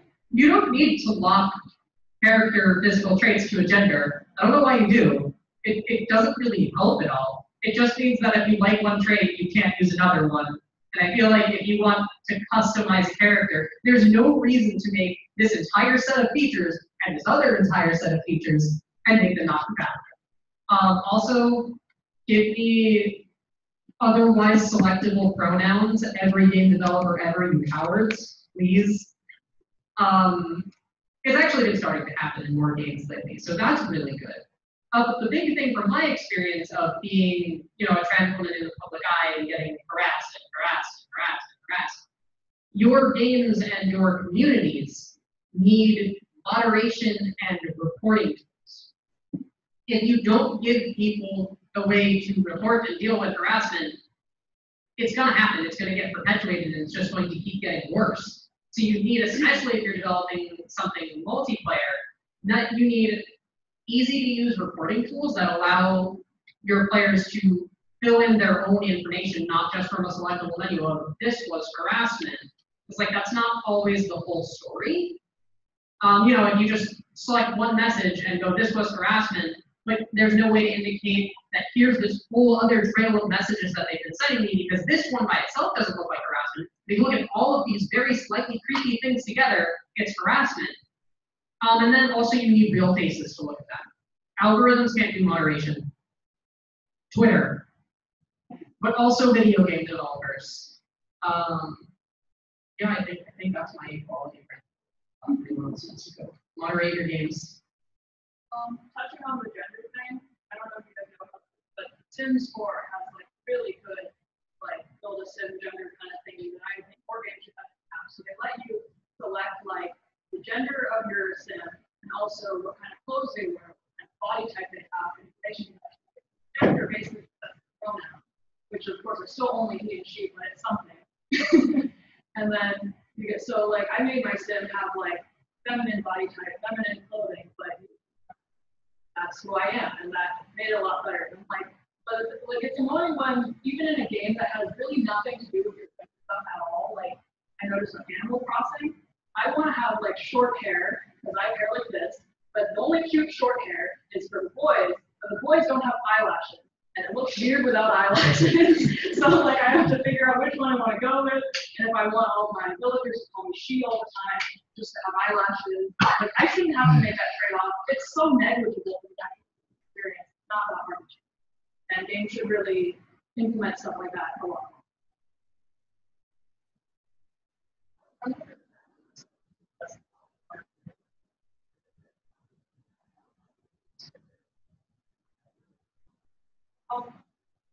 There's no reason.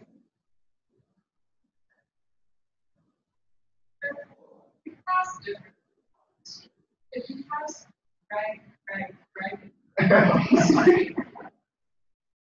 chances are they're not all going to look the same. So wild earth. I think that's basically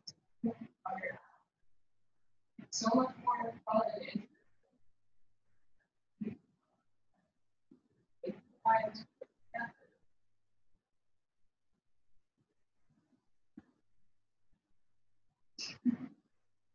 I think a big thing too is developers not to assume what the audiences want, just ask them. I think in the past 3-minute conversation, I've learned a lot that I wouldn't know because there are lots of groups out there that I don't identify with and that I don't know much about. So as a game developer, instead of assuming this is LGBT in general wants, women want, men want, why not just ask them, have those real conversations, what those are having, what they would want, the kind of story you want to do. And I think, and also assuming that your audience is anyone. I think there's an audience for age range, for younger. And other than that, there's no reason you need to target it just towards men or just anyone can play a video game, anyone can download it. And to realize that anybody could be playing this game that requires as many people as possible included in our video games. Otherwise, it's just pointlessly leaving people out. It doesn't mean for made up worlds and made up characters as many people as possible. First of all, we're almost out of time. Second of all, you all did a good job of segueing all of the other question topics that I had left. We basically covered everything on my list, except for the last thing, which is let's end on a positive note, which is what is an example of a good experience you've had or within a game's content. It reflects like a positive step forward. Well, I mentioned this there, but I'm going to talk about a really neat thing, very important. So, I run a Discord server for Webkinz, which is, as some of you know, a game for young children that I enjoy very much because it is very cute. So that community is where all of my close friends are, basically. It's such a great community. We all came together over this game that nobody our age is supposed to play, but that's really the primary audience at this point because kids these days don't play. But so that community has been really great, and they help each other through so many things, and they all validate me, we all validate each other, and it's super important in my life for a year and a half that I've been become the owner of it when I didn't and stuff like that.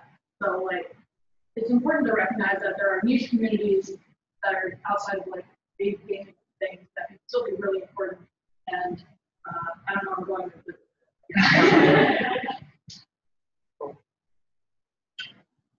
Okay, so I have 2 games that I want to gush about. I'll start with the easy one that hopefully everyone in this room has heard of, Celeste. Oh my god, Celeste is a game, if you haven't heard of it, it's a game about a depressed, anxious Poro girl conquering her fears while climbing a mountain full of death trap spikes.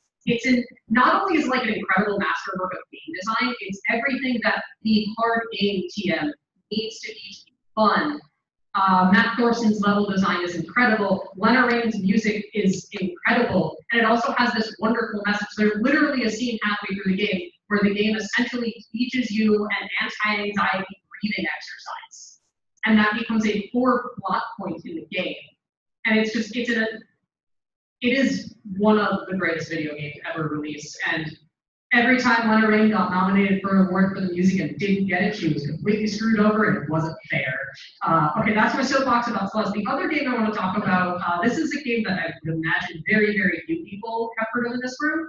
A game called AIR, A-E-R, Memories of Old.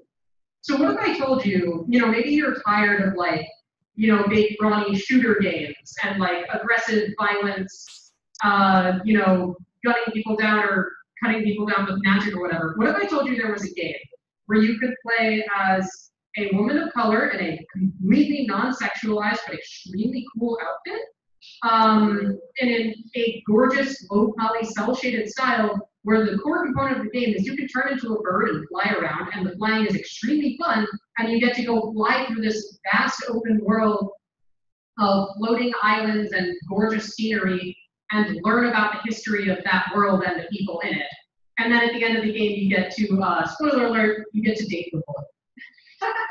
It is $15 on Steam, and it was one of the best gaming experiences I've ever had.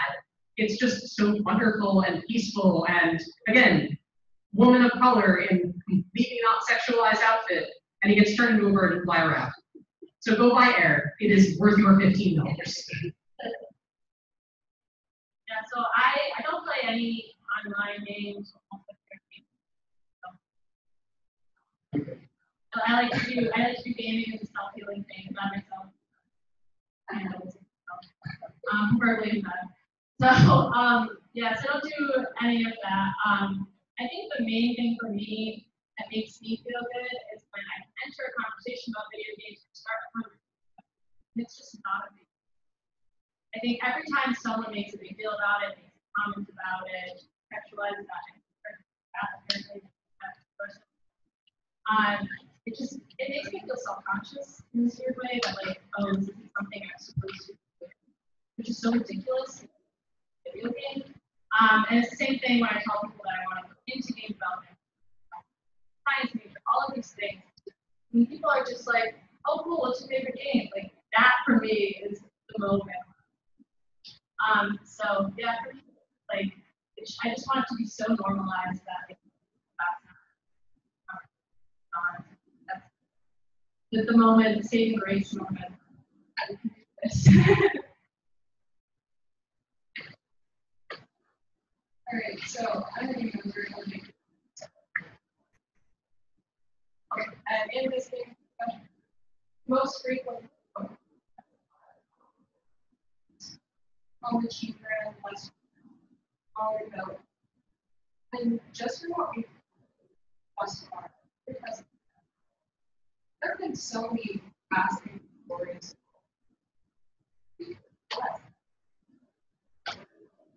Fantastic. Also, in a very regular practice, all the rest. And I really think that the way broadening the deserves the indie market. There are so many at any given so many people passionate, have clarity, crafting, to get the traction, to advertise.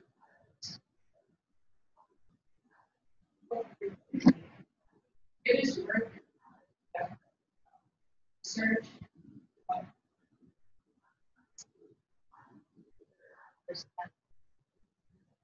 People are great.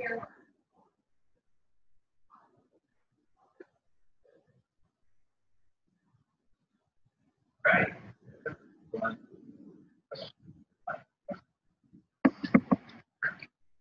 Does anyone have this?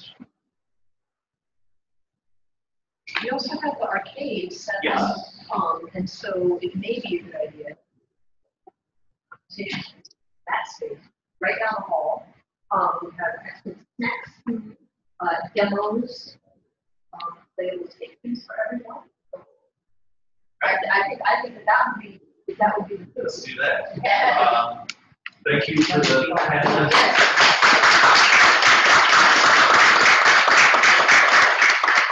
Excellent job. Very, very kind. Spend some time in front. I do want to say, if I could have a team full and then I want you on my side. You have to work.